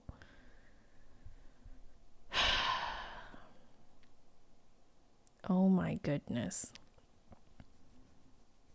Is this a safe place? Is this a safe place? You have no idea what we're purchasing. Trevor James Grenadilla Piccolo. I rewind back a little bit when I'm done and you'll see what I mean. That is a big uh-oh for me. You bought a new Piccolo too? Oh, no. Okay. Nicholas is right though. If I buy this one, I am 100% trading this in. 100% trading this in. Because like otherwise makes no sense. So I guess that would beat down the price quite a bit, right? Little Fugue also recently bought a new Piccolo. Am I just going to join the crowd here? I mean, technically I can afford it, but I'm just, oh no, I have to, okay. I'm going to talk to Hubs about it, see what he thinks.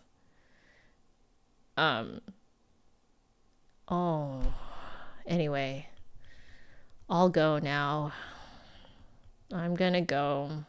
Jessica also bought a new Piccolo. How many of us have just bought new Piccolos? I could sell the Yamaha. I think I will. If I get this, there is no reason for me to keep the Yamaha because they're like pretty much exactly the same specs. They're the Grenadilla. So, yeah, I don't see a point at all. Do any of you guys want a Yamaha? Anyway, we're going. Love you all so very much. Please stay happy, healthy, and safe. And I will see you guys next time. I don't know when, but for those of you guys who are going to be at NFA, at the very least, I'll see you guys at NFA. All the info of where I'm going to be at what time in the video description below. All right. Love you guys. Stay happy, healthy, safe, because there is no music without the musician. And I like to think that I exemplified that by taking some time off recently. All right. Love you guys. Bye.